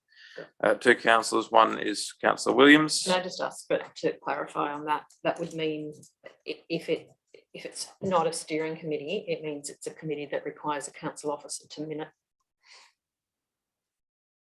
And didn't we discuss? We did discuss not having council Yeah. staff on and chewing into time of committees that that were essentially a steering committee. So Oh, I I'm see. happy for that to be a steering committee, Councillor Williams. Well, a staff member has to attend because the staff are integral to the promotion and integral to the staging of the event. So there's always a staff member there, and they need to be there because the decisions made by the steering committee or the suggestions need to be real and need to be able to be translated into an outcome. So because it is a major event, because it does handle a rather significant budget and a rather significant branding for this council, then because somebody will have to be there anyway, then it wouldn't be unreasonable to have the minutes taken at that point, which are normally self-generating anyway. I might just invite the reporting officer to make comment on that, whether we see that as a steering committee or as an advisory committee, as you're going to have to be the one in attendance or someone from your group. Yeah, so that would be someone from my department as previously, and I guess, yeah, it's really up to the council which way you want to proceed. Does mean that someone has to come out, and that is an administrative task that we have to conduct. So it does take time, council officers' time, and I guess considering we're having a cultural and events committee already, so that's two committees, 1 committee essentially for 1 event. Yes, yeah, we need to consider that. But yeah, from our point of view, we obviously are putting time and resources into organising that event, but it's extra administrative time. That's a quick. Is there some rule that says a council officer has to take the minutes of a council committee? Of an advisory committee? Yes. I mean, why can't someone on the committee take the minutes and the council officer just submits them? I don't see a problem unless there's some. It's not a rule through you, Mayor. It's not a ruling. It's just a process where the officer then puts it through the format of a council report and what have you. So, See, like, we have like I'm thinking of the Levesinate committee. Those minutes get done by the secretary of the Levesinate committee, and they still end up in the council business paper, and they don't touch the fingerprints of a council officer. sure, but I take the point of one of the councillors raised before was that it can it be done, and whether are we breaching certain. That's the issue. Well, this is just about organising an art show, though. There's nothing. Yeah, I don't think it's going to be too controversial. I think if on the committee there's lots of very dedicated and involved people, like quite confident that one of them would be happy to put pen to paper. When Well, they have I a think meeting. that's fine. I mean, we're sort of getting into semantics here, steering or advisory. If it doesn't matter one way or another, process wise, then I think we just call it an advisory committee and let it be. Except I don't know, I was in the same workshop as everyone else the other day when we talked about it, and forgive me, but I'm just going to suggest then we don't need the Cultural and Defence Advisory Committee. Well, I would suggest the exact opposite, because the Cultural Events Advisory Committee is, as I understand it, designed to deal with whether or not we're going to do other large events like Street Feast or the Festival of Fools, which is coming up, and to tap into resources in the community, to not just look at one event, but to be the umbrella over which all events are managed. And then and coordinated. Now we're talking about having a separate Arts committee, yeah. That's And so the purpose of that discussion that we had in the working group was to merge these two committees. Yeah. And that's why I proposed the name Cultural Committee, so as to capture the function of the Arts Advisory Committee. So I'm a bit confused as to why there are two committees still remaining here.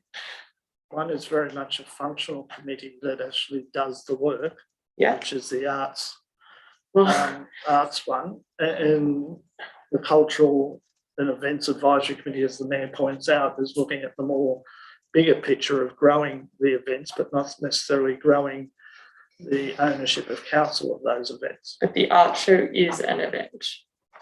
I'm sort of hearing that the Arts Committee could fall under the banner of the Cultural Committee, as we discussed in the meeting about committees. My concern is there is a heap of goodwill with the Arts Committee volunteer-wise, and if we wipe that out, but we're not wiping it out. It would just fall under the Cultural Committee. There's a whole identity piece there. All of that. Is it worth the fight? I'd be just leaving it. If they can take their own minutes, then we're only talking about writing minutes here. No, it's not a big job. I think it's bigger than the minutes issue.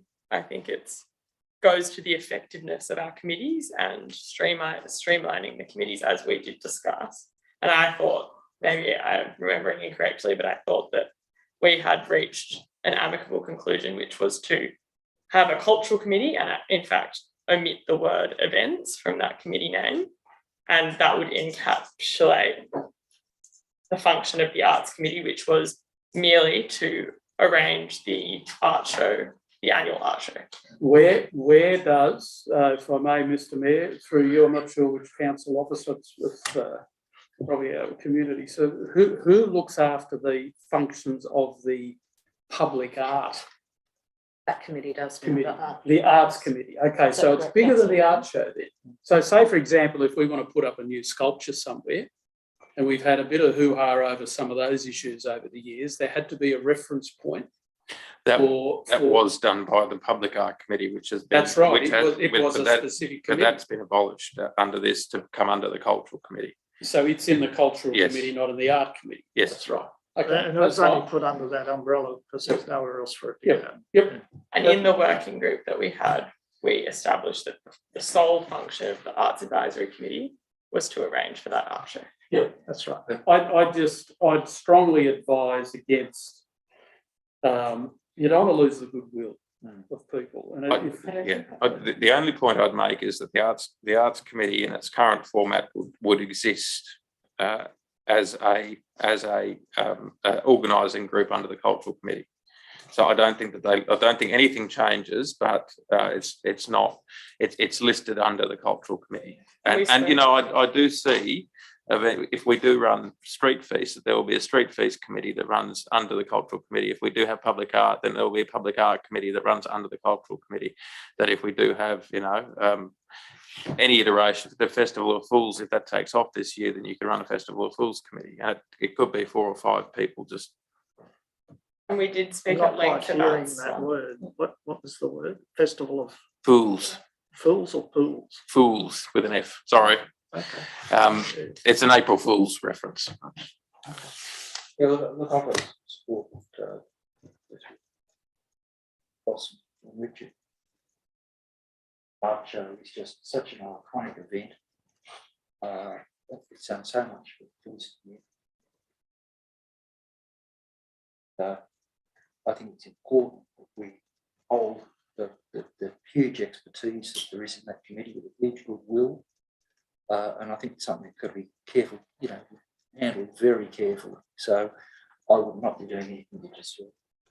It could be a transition process in terms of maintaining the status quo at the moment and having one of those or the chair of that being part of the cultural advisory committee, but still maintaining their entity. And if the cultural advisory committee gains prominence and does a lot of good things, then maybe at that stage you can start to put the two together. But I think just to get, as has been said, maintenance of that goodwill, and it is really an amazing group to be with, and we wouldn't want to lose or dissipate that, but we can transition with time if that's needed, and you can do it in a sensitive And way. I think we're all in agreement that the art show is integral to this community's cultural calendar.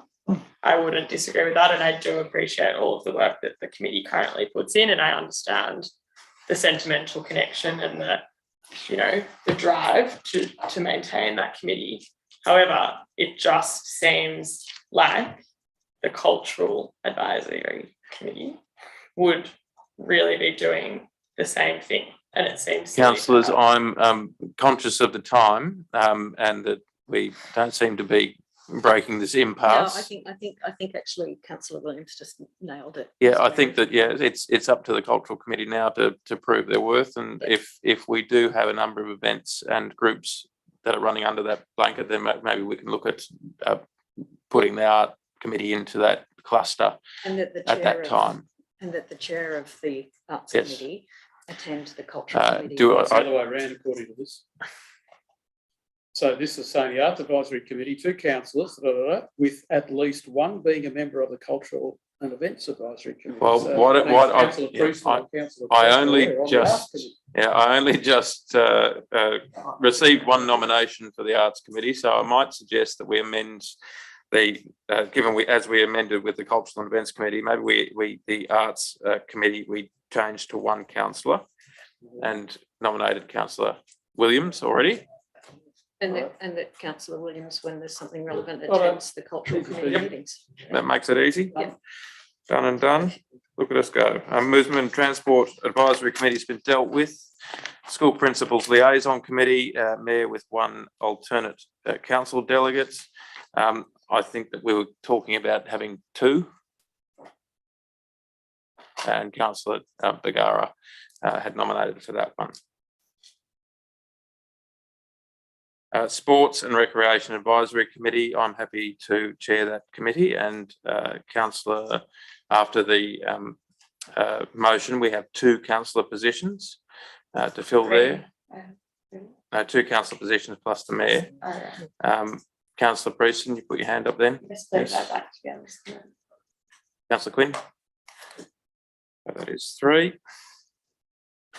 The Sustainability Advisory Committee, 3 councillors is what we agreed, appointed only by council, and that was Councillor Williams, Councillor Sanderson, and Councillor Vergara. Or, sorry, Councillor Crasso, sorry, that was, yep.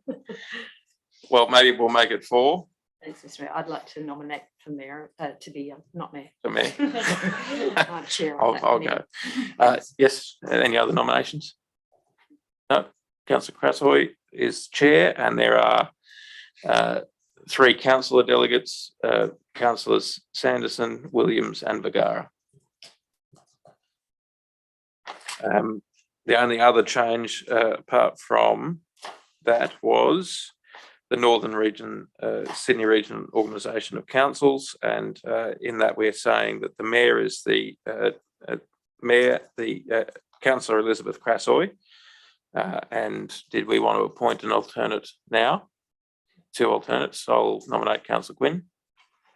seconded, yeah, not formal now, and councillor Williams. You happy with that? Yep. All right, I might need a motion to move back into formal session. Councillor Crasoy, councillor Williams, all those in favour, against, that is carried. We are back in session 4.5. We have come to agreement on the makeup of those committees. We have a mover and a seconder, moved by councillor Crasoy, seconded councillor Quinn. Do you want to speak to your motion? The motion? In the interest of time, I won't, but I will just very quickly stand up and thank the council officers for putting some thought into the redesign of our committees and the redesign of our mailing lists for those committees, so that they can all be freshened up, tidied up, tightened up, and hopefully be really good representation of our community as they assist us as council to do good work. So thank you. Councillor Crasoy, any other speakers for and against? No. Just before we. Councillor Sanderson. Just clarify the members, if we just go through that. Yes, we can. We are deleting the Audit, Risk and Improvement Committee as a council membership. The Bushland Management Advisory Committee is 3 councillors, Williams, Vergara and Sanderson. Conservation Advisory Panel, councillor Williams to chair and councillor Sanderson as a member. Cultural and Events Advisory Committee, councillor Prieston as the chair and councillor Crasoy as the alternate. Arts Advisory Steering Committee, councillor Williams to chair, and I didn't think we got an alternate for that, but I'm nominating councillor Crasoy. The Movement and Transport Advisory Committee, we've dealt with earlier. The School Principals Liaison Committee was the Mayor and councillor Vergara. The Sports and Recreation Advisory Committee was the Mayor and councillors councillor Prieston and councillor Quinn. The Sustainability Advisory Committee was chaired by councillor Crasoy, and we have membership of councillors Sanderson, Williams and Vergara. Local Government Conference is as listed, Civic Risk Mutual as listed, Parramatta River Catchment Group is councillor Williams. NESROC is myself, councillor Elizabeth Crasoy, and the alternates being councillor Quinn and councillor Williams. Levesenay Friendship Committee is myself, and the Sydney North Regional Planning Panel is myself and councillor Crasoy. Just as clarification, with the Levesenay Committee, myself and councillor Quinn attend those meetings. Yeah, we're not there as council. No, we're not. No. Yeah. Ex officio. Yeah, we just turn up because we like Councillor Crasoy. people. Mr. Mayor, thank you for your kind nomination to the Arts Committee, but I will respectfully decline. Okay, as that was an alternate, that wasn't. Just as an alternate? Yes. Yeah. If you can't, make them wish you always well, right? Yeah. That sort of person. I can play piano, but come to arts, I'm. All right. Are you happy with that, councillor Crasoy? Yep. All right, we have a motion. We have clarified the names. Do we have any other speakers? If not, right of reply, seconded by councillor Quinn at the beginning. No. Those in favour? Against? That is unanimous. We move to item 4.7. 4.6. 4.6, sorry. There's no question about this one, if I may. Who's the committee that decides the grants? What's the process? Who's the committee? Through you, Mr. Mayor, council staff assess the applications based on the criteria listed in the report. And usually they come back to a steering committee. I can't recall whether or not this one was. Mr. Mayor, Councillor I'd like Crasoy. to move that we defer this motion, please, for a number of reasons. Yep. And I'll speak to that when I do. A seconder? Seconded, councillor Williams. Councillor Crasoy. Just very briefly, Mr. Mayor, there's actually a policy about our community grants. And so when I was looking at the recommendations in here and I was just looking through and thinking, oh, maybe I'll suggest a couple of small amendments. But then when I went to the policy, there are actually several points in the policy that are out of step, unfortunately, with the report and with the recommendations. So I would like to actually move that the report be deferred and that council review and update the community grants policy in accordance with our community strategic plan and in accordance with the advice of that policy.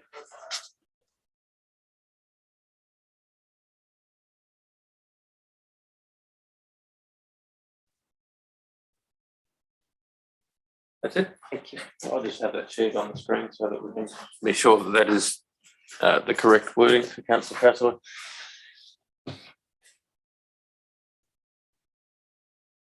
So. Yeah, I see. Question, if I may, Mr. Mayor, to That's Councillor Crassoy. Quinn. Yes. So is it your understanding that what's proposed, is it about the selection process that's not in step with the policy? Thanks, Mr. Mayor. There's a couple of things, unfortunately, that aren't in step with the policy. The selection process is one of them. Yep. The selection process is meant to be handled by council staff in step with council laws. There in the report, it says there's a limit of $1,500 for a grant. In the policy, it says up to $800 per application. Now, I know that as a council, some time ago, we discussed raising it to $1,500. So I know that that's the case, but it's not what our current policy says. So if anyone comes to question us on it, anyone who's disappointed with the outcome, who chooses to refer to the policy and look at the transparency around the selection process, if they look at our policy, they'll say that we haven't followed it. And so as a council, as a governing body, I don't believe that we can decide on this tonight, having not followed our own policy, unfortunately, and with my apologies. So there's the selection process, there's the amount, and then at the end of this policy, it says that this policy be revised annually, and the last revision was in 2019. So I understand that these last two grants were as a result of some leftover money from the previous grant applications from last year, and I'm not sure whether that money can be rolled into next year's, but I don't feel that we can approve these grants now that we have the knowledge that we've actually done it wrong and not in step with policy. Understood. Yeah. Question, if I may, to the director. Did we have any council committee look at this? Usually we've appointed this has not been gone to a committee at all? No. No, okay. All right. Councillors, got a motion on the floor. Any speakers for?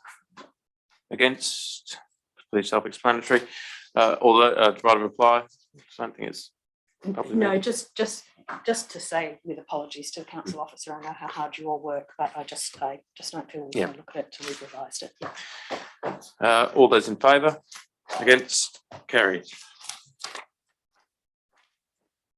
4.7 status of council resolutions as at February 2022.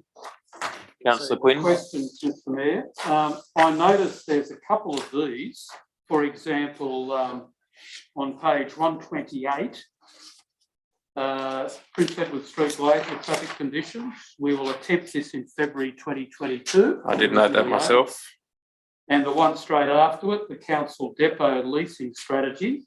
A further report will be submitted to council on the 21st of February 2022. And I don't see a report in this business paper. Yes, I think that will have to be amended. I imagine that is probably a result of the acting general manager not being available for personal reasons for the last 2 weeks. But that being the case, we will make sure that those are updated. There are others within the report as well. Yes, the report will need to be reviewed. And Mr. Mayor, I'd also just flag, I'll be wanting to seek for the motion there about Vergara Park Sports and Community Facility business case. I'm not sure when the last time, how long ago since that had a QS estimate and costings and so on. Yeah. So this is on the bottom of page 128. I'm just flagging a concern now that with escalation of costs versus the grant money that's there, there's going to be a big gap between the money that's in the grant and the money that's going to cost versus the money that the rugby club are fundraising. What's the plan? I hear you loud and clear, Councillor Quinn. That's something that obviously with construction materials going through the roof, we need to be conscious of. I understand that tenders may have gone out, but I'll get the General Manager to give us a briefing on that next time we have a briefing night. Councillor Williams. Do we have a motion? Do we have a mover and second? I'm happy to move. Move. Yep, move. Seconded, Councillor Quinn. But I also have some questions as well. In relation to what's printed on the page 129. There's reference there to an expression of interest. I would believe for this sort of scale of project and money associated with it, it should be an open tender to allow a complete overview. So I'm just got some questions with that. I've already referenced the draft community infrastructure plan is not being available now and needs to be updated as to when.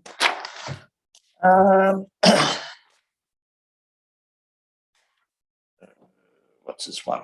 Yeah, in the developer contributions on page 133, 409.21, it says that state government has made further amendments to its proposed legislation and NESROC has responded.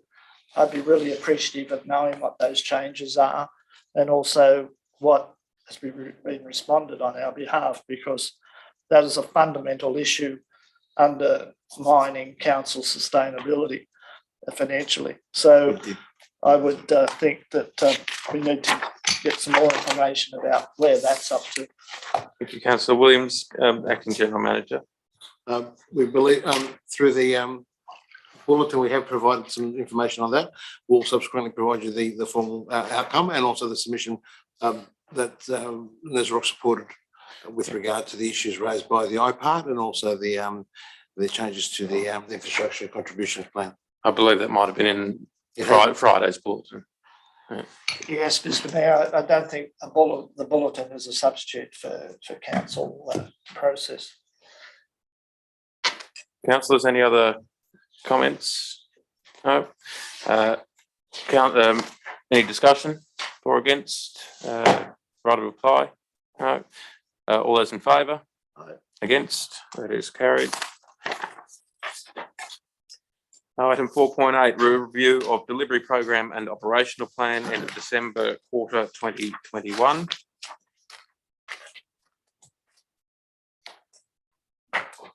Moved Councillor Crassoy. Yeah, I'll see. Seconded Councillor Williams. Oh, Councillor Crassoy, do you wish to speak? No, thank you for the report. It's a nice read in the way it's put together.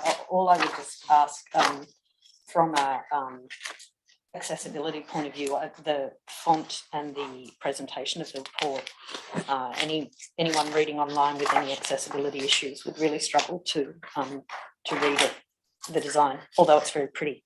I have okay eyesight and I'm struggling to read it, so perhaps a different colour font or a different design, but the rest of it is comprehensive, and I'm sure Councillor Williams is about to talk to this, so I'll just hold my right. Councillor Williams. Yes, Mr. Mayor. It's a question, one that I've asked previously. Would be very helpful in this reporting to actually have a date. We talk about status green dot, meaning it's in progress and moving along, but a lot of the performance measures don't have a date associated with it. So we don't know when to expect the outcome and when to know whether the green dot is going to suffice or whether it's impossible to get to that timeline. Anyway, I think an extra column saying what completion date is proposed would be much more informative and help us interpret the coloured dots. One minor thing which I found little bit annoying in the reporting, but may subsequently be fixed in any documentation, is that in the introductory page for each section, the printing is so washed out that I just can't read it. So I hope that's not going to flow through to the final document. A lot of good work being done. Councillor, any other discussion? Councillor Crassoy, right to reply?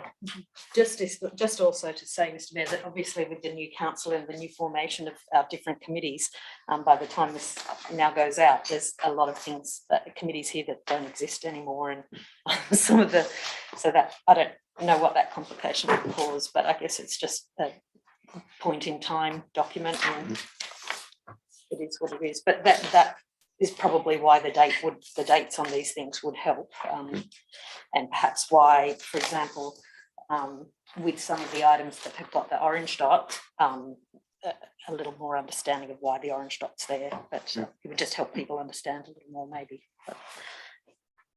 Thank you, councillor. All those in favour? Against? That is carried unanimously. Item 4.9, quarterly budget review as at 31st December 2021. Move Councillor Williams, second to Councillor Crassoy. Any discussion, Councillor Williams? No, Mr. Mayor, it's self-explanatory. For, against, put the motion. All those in favour? Against? Carried unanimously.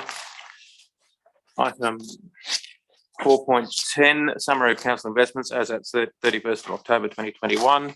Move Councillor Williams, seconded Councillor Crassoy. Any discussion? No. All those in favour? Moved. Carried. Sorry. Against? Carried. Item.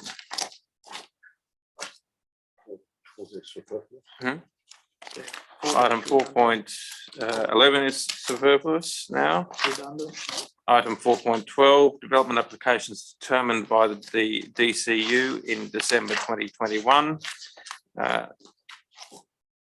Moved Councillor Williams, seconded Councillor Sanderson. Any discussion? No. All those in favour? Against? Carried. Item 4.13, development applications determined by the local planning panel December 2021. Mover Councillor Sanderson, seconder Councillor Prieston. Any discussion? No. All those in favour? Against? Carried. Item 4.14, development applications determined under the DCU in December 2021. Noting that I have a non-significant non-pecuniary interest in this matter, as does Councillor Prieston. Anyone, mover, sorry? Moved Councillor Williams, seconded Councillor Crassoy. Any discussion? Councillor Williams. Just a couple of questions. On page 1, I think the items repeated on page 2, so for completeness. I have a question in relation to page 241, which relates to the loss of a Norfolk Island pine. Some residents raised with me the concern that it may have been poisoned because of the quick decline and nature of its defoliation. I was wondering, has council made any assessment as to the cause of death of that tree? It says here age, but I would think that a tree that dies that quickly may have some other implications. Through you, Mayor, they normally would pick up some evidence to that. They did pick up that all foliage is dead and beginning to shed. So it might have been earlier than that. It normally comes to our attention through the arborists that do the assessment, but not on this one.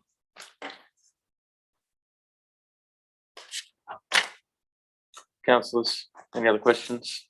Councillor Sanderson. Yes, Mr. Mayor, I would just note that in the report on the tree, it's extensive dead age from or on the trunk. The other thing about the age of that tree, I understand it was planted in 1953 because it was planted when a college that I attended, Huntersville High School, was born. So it's not that old from what time. Councillors, any other discussion on this matter? No. Private reply, Councillor Williams? No. All those in favour? Against? Carried unanimously. Move to item 4.15, proposed sale of road reserve. Councillor Quinn. Yeah, look, I'm going to move that this item be deferred for further consideration about the price that's proposed. I'm actually amazed that when you look at the square metre rate versus probably what the rateable value of that property is, the unimproved capital value, square metre rate, there would be quite a big disparity between what that is. So whilst I can appreciate that we've had an offer, I think there needs to be a little bit more due diligence about the actual amount that's being offered versus the square metre rate of what the existing property would have, and council would have access to that information because they'd be charging the person rates at a particular value, and so be able to get a square metre rate. And I would suggest that the value that council should be charging would be at least the square metre rate of the current unimproved capital value of that property, the rateable value, in other words. Particularly, if I may, given that it's increasing the footprint of the whole block, which brings with it some uplift, if you like. The bigger the block, you know, the more you can do on it, and so on. So that's my motion. Councillor Quinn, seconded Councillor Williams. Councillor Quinn, I'll take it you've spoken to your motion. Anyone else? Councillor Williams? Yes, Mr. Mayor, I've raised this issue in the past, and we don't have a policy in relation to our disposal of road reserves and or other assets at this stage. So I think it needs to be dealt with under the process that we're going to be going forward with. So deferral with the mindset of looking at more measures to gauge a true value, because we're going to be very careful and be responsible with community resources and funds. We can't hand over to a private entity at a rate, I believe, cheaper than a market value or whatever bench line you want to put on it, just to hand over lands. There's no valuation report here as such, and the table gives a wide variation of what council in the past has equated to square area meterage. And we've seen time and time again when people get the benefit of buying council's assets at a reduced value, a very significant reduced value, either do in this case maybe because it's increased the width of the block significantly, add significant value to future development. But equally importantly, we've seen in the past people unsell these blocks at full market rate, and they've got it from council at a discounted rate. So I think council needs to look very carefully at how it values these lands and where they're available for purchase, that it's on a true market value. So I do think a deferral and a further investigation and more justification needs to be put on the table. Mr. Mayor, if I may, and hopefully Councillor Williams will be okay with this tweaking of the motion, that we do proceed with the independent valuation whilst this is going on. I think that's probably we get the valuation anyway. Yep. Councillor Prieston. Thanks, Mr. Chair. I just had a question about how much an independent valuation would cost. $1,500. Yeah, Ranging from $15,000 to $2,000, depending on, it's only one site. And according to the report, it says the sales suggested independent valuation will likely sit between 1,200 and 1,250 per square metres. So why would we go ahead with the valuation to tell us something that we've already assumed to know? Well, I'm happy to answer that question, Mr. Mayor. I haven't seen that validated. I would want to see that validated in some way. That's just an opinion here of someone who I understand is not a licensed valuer. doing a valuation on this specific property at this time. I can look up the value of that property on my phone through software that's available to get an exact valuation of it, as it would be an approximate market value now. And in my opinion, that figure there is underselling what the square metre rate would be. But the other sales. That's right. The other sales were heavily discounted. Councillors, please, through the chair.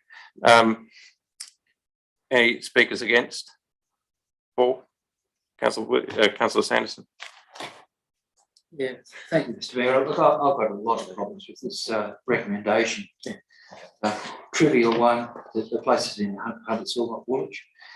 But in terms of the valuation, I think Councillor Williams is starting to allude to, if you look at the properties it's been compared to, Mount St Morris has the oil pipeline runs from Gore Cove out to Clyde underneath it, so there's a massive easement on that property. If you look at Wandeller Avenue, the valuation of that would have occurred, I think, when Councillor Quinn was still mayor. It's just that it hasn't been the transaction hasn't been completed, or it wasn't completed until recently, or is about to be completed. In terms of Vernon Street, if you look at the square metre rate cost, it is vastly under that for the subject property we're talking about. Other matters I'd raise is, as Councillor Williams has also alluded to, we've been talking about a remnant land policy for some time, and there have been a lot of issues raised as to what should go in that. And I think that's something that necessarily I could get back to work on myself. But in terms of remnant land, things, I mean, it may not apply directly, but I mean, some of the concepts that are considered there are things like biodiversity corridors. Okay, it's only a simple nature strip, but it could be valuable in that area. So I'd be, I think we've got to get that policy in place soon if we're going to continue to contemplate these sort of sales. Other thing I'd note is that from the appearance of the description of the land that it's contemplated to be sold, there appears to be a step in the road reserve at that point. So I don't know whether there's any proposal to do anything about that. We have no information about what width of the footpath would be left.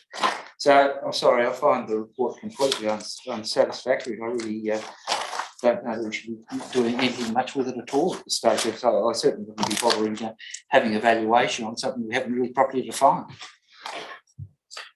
Any speakers against the motion? For the motion? Right to reply, Councillor Williams. Councillor Quinn, sorry. All those in favour? Against? Carried. 4.16, street sweeping. Recommendation, Councillor Cresswell. Thanks. I'll move the motion, Mr. Mayor, but I also have a question before I. Councillor Cresswell, seconded by Councillor Quinn. It's a simple question, really. Why do we not mulch our own leaf? Through Mr. Mayor. There's a lot of other material that gets in there, so it's a lot more than just leaf litter. That's a lot of waste and things like that. So we'd be mulching up a lot of bits and pieces, rubbish and that sort of thing. So the place that it goes to, again through you, Mr. Mayor, the place that it goes to, they separate it and use the leaf mulch, or they just best removing it. But yeah, that makes sense. Thank you for that. In that case, I'll move the motion just with a small amendment, if I may. Councillor Quinn, if you're happy to take it, just that at point 4, that council promote these positive changes in community engagement comms because the community really want to know. Very important. Yeah, it's a really positive thing. So thank you to the council officer who has. Councillor Quinn, are you happy to accept that? Yeah. So just speaking to it briefly, thank you, the council officer who's heard that feedback from our community, and we as a council, I thought we had a pretty good street sweeping policy a few years ago, but it just doesn't seem to have been keeping up with the needs of the community, or something went awry. I like that the pit cleaning is back on a regular schedule, and the blowing out from behind the cars, we've all seen it. So I would love to see, and in fact, I might see if you'll take this tiny little extra amendment, Councillor Quinn, that as part of our upcoming IPNR surveys, Council explore community appetite for a community notification system. Do you like me to explain that before you're happy to second it? Yeah. So in the report, it talks about what I've always thought would be great is if residents know what day their road's going to be swept, so that they can move their car, or they can blow their leaves out themselves, which a lot of residents would do. But in the report, it says that it's difficult to manage because, you know, if you get held up on an emergency job, or things get out of step, and then the whole program's out of sync, and you've got to redo your fridge magnets and all that sort of thing. So they proposed a possibly down the track a text alert on the day before the street's going to be swept, which I think is a wonderful thing. So that's that. Okay, and then I'll happily speak to that to say that I think that, I know I'm putting it in this motion, but I actually think it would just be such a great tool for us as a small council to be able to connect with our community more rapidly than we can at the moment, with simple text messaging. You know, there's something going on in Margaret Street, and you let everyone in Margaret Street know, and your street sweepers coming tomorrow, and they can move their cars and blow out from behind their cars and participate actively with us to do a better job. So I just think it's a great opportunity, and so I'm going to pop it into this motion because I keep banging on about it, and I know our IPNR is coming up, which means we'll probably be doing surveys to the community soon. So that the question to the community about having us opt in for a text service would be really valuable for us as a council. Councillor Crassoy, any speakers against? Councillor Williams? I'm not speaking against the principle of improving our street sweeping and the cleanliness in our community, because I've been inundated with concerns and complaints by residents, and I've been appalled myself by the performance of the way we run our street sweeping. We were running it on the basis that it was on the same day that rubbish was collected, so you had bins competing with truck getting into the thing. I think that might have been rectified at the moment, although I saw it in my street the other day. 90% of the streets have got cars in them, and they're constantly bypassed by this machine. They're paying a driver to drive around and collect nothing, basically. Blowing the leaves out has to be a given process over the whole municipality. It can't be just selective. I do like in the report the concept of a peak season and an off-peak season, because clearly our trees do shed in December and January, leaves a lot of bark, leaves a lot of leaves, and we need to have a strategy to deal with that. I think we need to separate out emergency events from our ongoing process, because we need to have a contingency when there's an emergency to be added on, rather than taken away from our current program. The community would get great comfort and feel a bit more engaged in the process if there was a regular pattern that they could access. And I think digitally these days that can be a pretty interactive process. A number of residents have raised that with me. Why can't they know when it's coming? Because quite often they'll sweep all the leaves into a bundle near their driveway. And in doing that, it's Mars, I hope it's talking to in doing that, they sit there and the street sweeper can't get to it. If they knew the street sweeper was coming down that day, they could push it out. To me, I don't think this really addresses the problems. The fact that we have trucks running off to somewhere, it takes them an hour to get there, an hour to get back, is very unproductive. Why we can't have a hopper or something where they just gorge it into, or be mulched, be sort of shredded at that stage to compact it down. and then on bulk taken away. And I'm just wondering, it says domestic waste reserve. So that's not coming out of our overall budget, that's coming out of the reserve that's collected through the Waste Management Fund. So I would suggest that if we're going to do it, that we do it well, we do it in an engaging way with our community, and we look at other strategies that make it more efficient and more inclusive and more universal, given the concept of a peak and an off peak. So I don't believe this actually deals with concerns of the community in a thorough way. It is an attempt, but I just don't think it gets there. Thank you, councillor. Any other speakers for? Against? Right reply?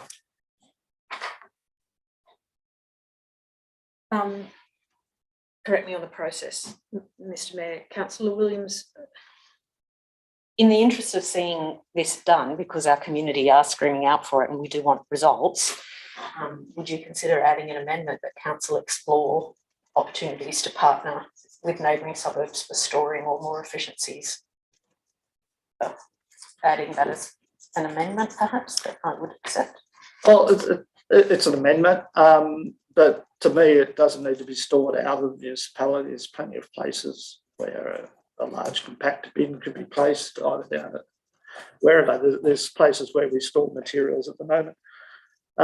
So to me, that should be in-house, but that would be one step towards it. But I just don't see performance indicators in here, and certainly the current contract, and I'm not blaming the contractor, but the current contract doesn't, it's never been reported on percentage of streets covered at any particular time, the value for money that we're getting. So I hear the concern that we're delaying something, but I think if we're going to be spending this sort of money, we should be doing it in a way that gets the best outcome and can be measured, so that we can monitor the performance of it and report back to the community and explain to them why things don't happen.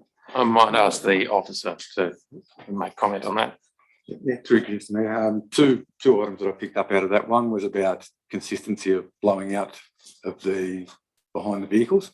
So the plan is in there to have a person 35 hours a week, working at about 1.5 hours per hour of sweeping, and it would be consistently across all of the different wards. It's not about doing it in the main streets, it's about doing it across the wards. So that is there. Secondly, the one about collecting the waste in a central location here was, from what I understand, was done previously, and they made significant savings by taking it to the machine, taking it direct rather than storing and double handling and that sort of thing. So that was previously done, and that was changed 2 or 3 years ago for that reason. I asked a question through you, Mr. Mayor, to the officer. Councillor Williams. You say it was changed, but what was the analysis? How was that accounted for in performance? You say that there was extra costs and double handling and what, but you're talking about the street sweeper being away from the area for an hour each way. Surely that is lost opportunity, and may, if the facts were there, outweigh the cost of double handling the thing, in particular with modern equipment. It would be pretty easy to tip it out and away you go. Anyway, I'm just wondering if there was any direct analysis that I could see that justified the change. Before the manager responds, I'm going to need a motion to extend the time. Moved Councillor Prieston, seconded Councillor Williams. We'll have a new time at 9:30. Hard close. Sorry. Yes. I believe it was before my time with council, but from what I've asked, they said they did analyse it. There was significant financial savings, and that was their performance indicator they used. It's not 2 hours each, an hour each way. It's an hour to get to the site. So every day they come out to site, there's basically an hour. So that doesn't matter where the waste goes, you get charged that. And it's an hour going back either way. And this time they're delivering the waste on the way through. So you're actually going to get charged those times anyway. So it's not an extra cost, it's a cost you're going to incur. Thank you. Councillor Crasaway, right of reply. Thanks, I will, and thanks for your feedback, Councillor Williams. I hear your concern and the concern of the community expressed through you. We just need to fix our street sweeping, and I think this is it's a good report. And thank you for the feedback about the cost saving, because I must say I had a little amendment here to say that we investigate mulching on site and partnering with that, which I struck once I had your considered advice. So thank you for that. Let's just get these streets swept and get the community on board, and they'll be very, very happy to see it, I'm sure. So thank you very much. Councillor Crasaway, all those in favour? Against? That is carried. Item 4.17, minutes of the Huntsville Local Traffic Committee held 2nd December 2021. Move the recommendation. Move the recommendations. Seconded. Councillor Crasaway. Councillors, I've had a request to review the item on, sorry, Councillor, on page 261, $1 place. I'm just wondering whether council would be of a mind for that to be considered again. It's the mobility parking space at $1 place. Warooda place, sorry. I think all councillors received Yes. that email this evening. I'd be happy for it to be reviewed, but. Reviewed by traffic committee? No, Mr. Mayor, I think that's part of what we're trying to tease out today. The traffic committee was felt that it couldn't. The RMS person said, I can't approve that on those guidelines. And council was providing an alternative in some visitor park or some council parking spots just on the other side of the road. So that's where we get into trouble with the technical committee. If there's a merit base to this, then council needs to deal with that, not push it back to the committee. And that's where the mobility advisory committee that we've now set up would be best to advise council as to whether this is reasonable on those grounds. Anyway, to me, I'm happy for it to be reconsidered, but I don't think you'll get a different answer from the traffic committee. And Mr. Mayor, if I may, these issues have come up many times in the past where individuals have requested accessible parking immediately adjacent to their property. It goes against all the standards as I understand it. And such places, someone else can park there. So they've got a mobility sticker, so the resident can't park there. Anyone on the street can use it. You know, it's not just for that resident. Thank you, councillor. We've got to move for the motion. We've got Councillor Williams, you moved the I'm happy to amend it to include a further revision of 3.6. It might be the first item to go on the mobility, the movement and transport committee's agenda. So if the second is happy to, sorry? Is that what your amendment will say? Yeah, that the 3.6 be referred back for further consideration, including that of the Movement and Transport Advisory Committee. Before going back to the traffic. Just share that on the screen.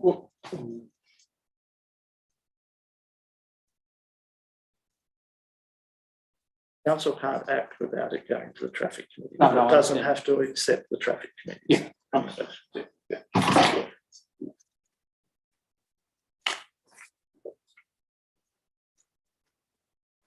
Councillor, are you happy with that? Further revision of item 3.6 be referred back to the further consideration, including that of the Movement and Transport Advisory Committee. Yeah, that's item 2 in the motion. Yeah. That's the motion on the floor. Any speakers for? Or receive and note. And receive and note. Would you like to speak to that motion, councillor? No, we've done it. Any speakers against? Right to reply. All those in favour? Against? Carried.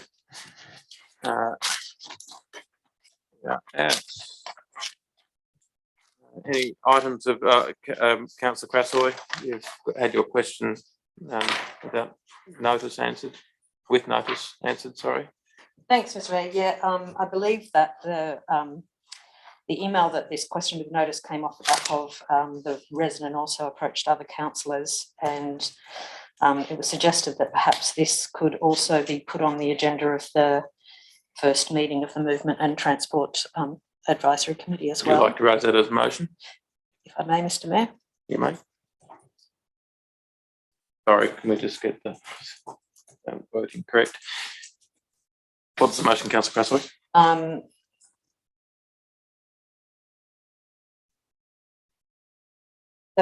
That council refer to the Movement and Transport Advisory Committee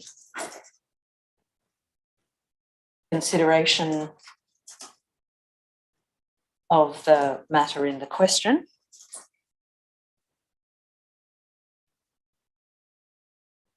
And second point,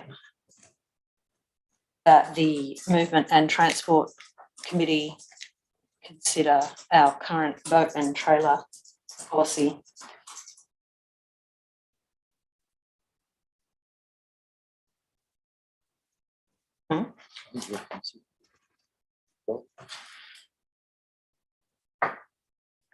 Okay, I'm going to put that as my amendment, and if it has a seconder, and Councillor Sanderson, if you want to pose a change, I Second, but I've got an amendment as well. Seconded, Councillor Williams.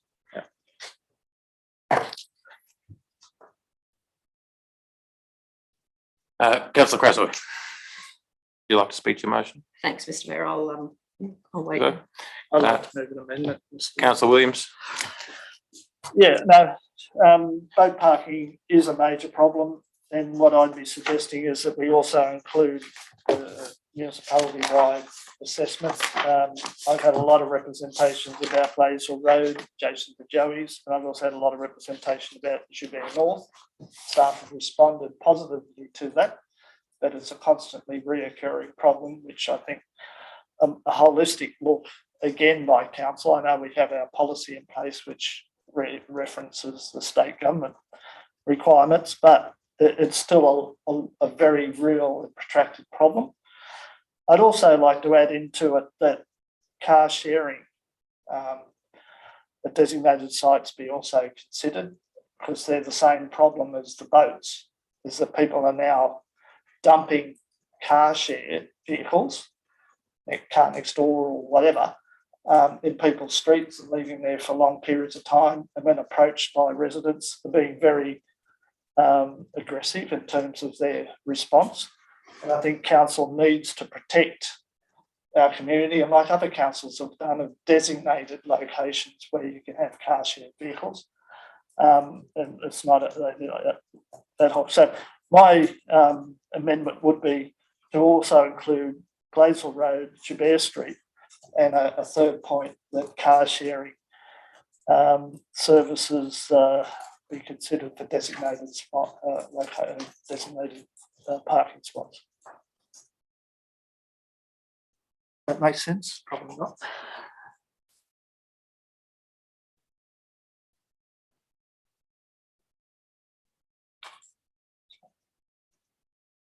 Fair Street North.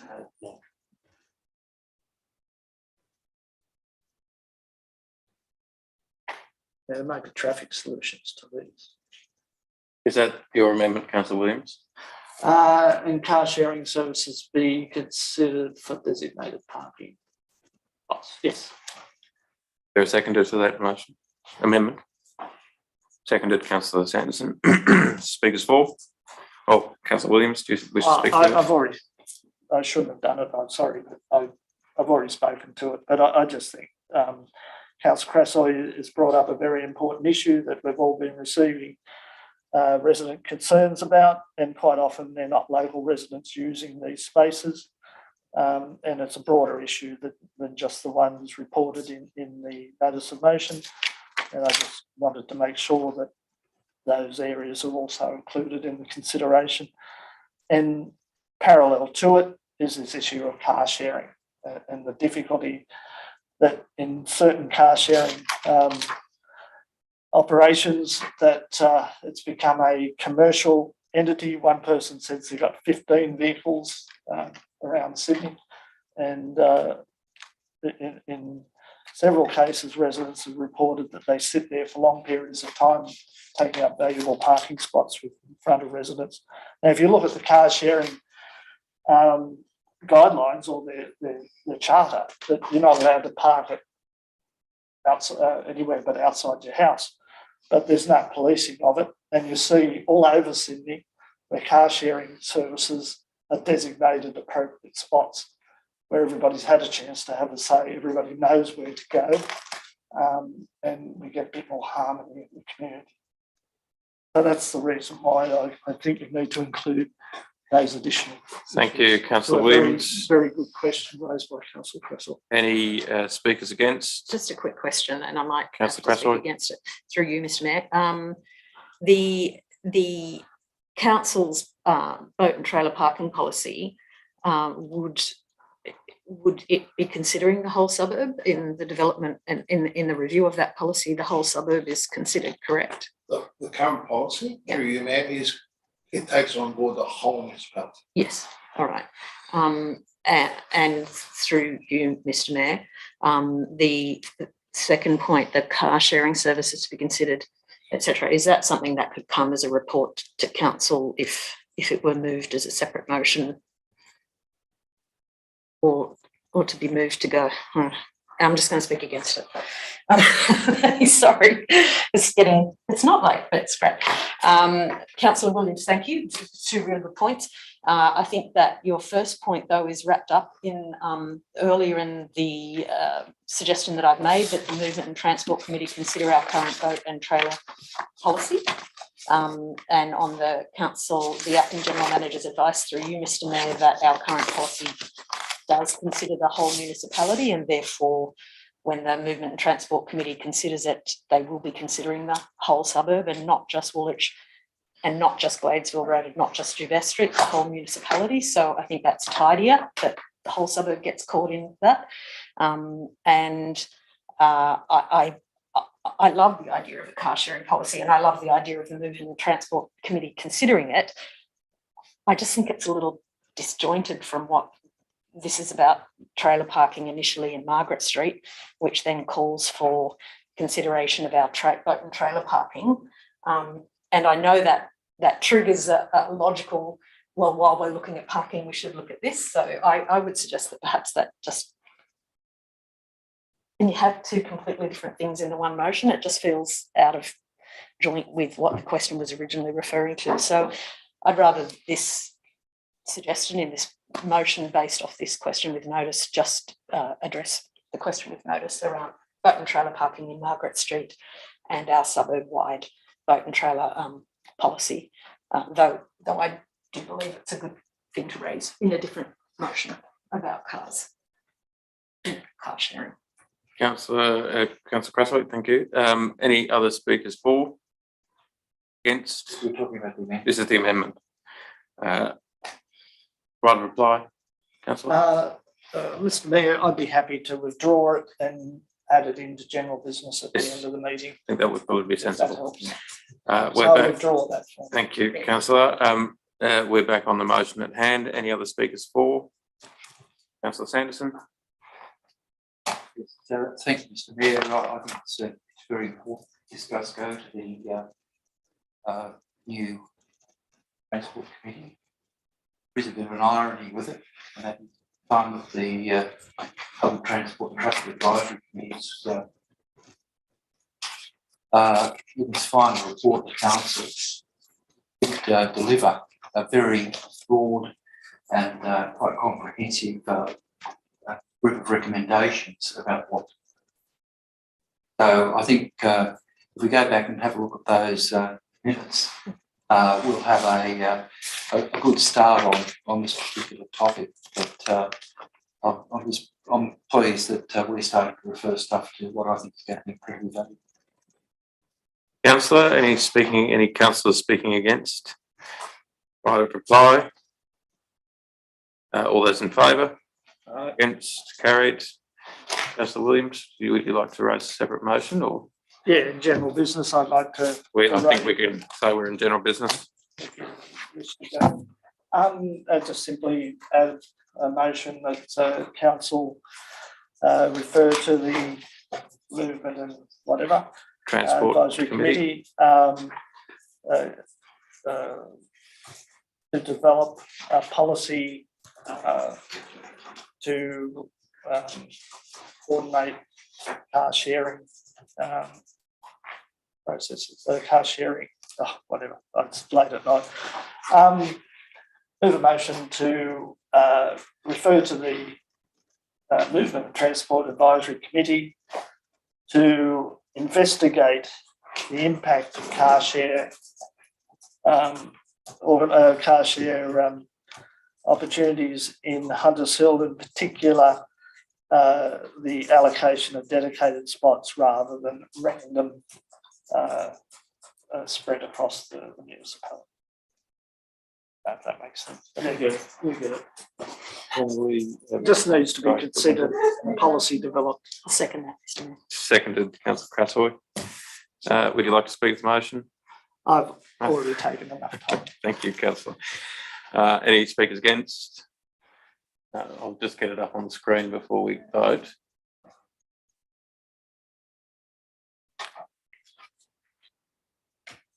The council referred to the Movement and Transport Advisory Committee to investigate the impact of car share opportunities in Hunters Hill, in particular to the dedication of allocated spots rather than spread across the municipality.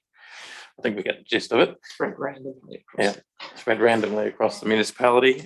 That's the motion on the floor. Yep, happy to waive right of reply. Yep, all those in favour? Against? Carried. Any other items, general business? Questions without notice, Mr. Mayor? Can be handed up to the front? Handed up the front? Yes. Okay. I'll forward this to you electronically, which is quite. That's probably sensible. If there's no other matters of general business. Can I, well, Councillor just in Williams. terms of questions about notice, can I just raise a very quick one rather than have to go through paperwork? Could council advise what is the status of the proposal to remove those two ficus trees in the High Street? And no report back. For council to advise councillors about. Sorry, I'll withdraw that. There's apparently an email I haven't seen. So Okay. Yes.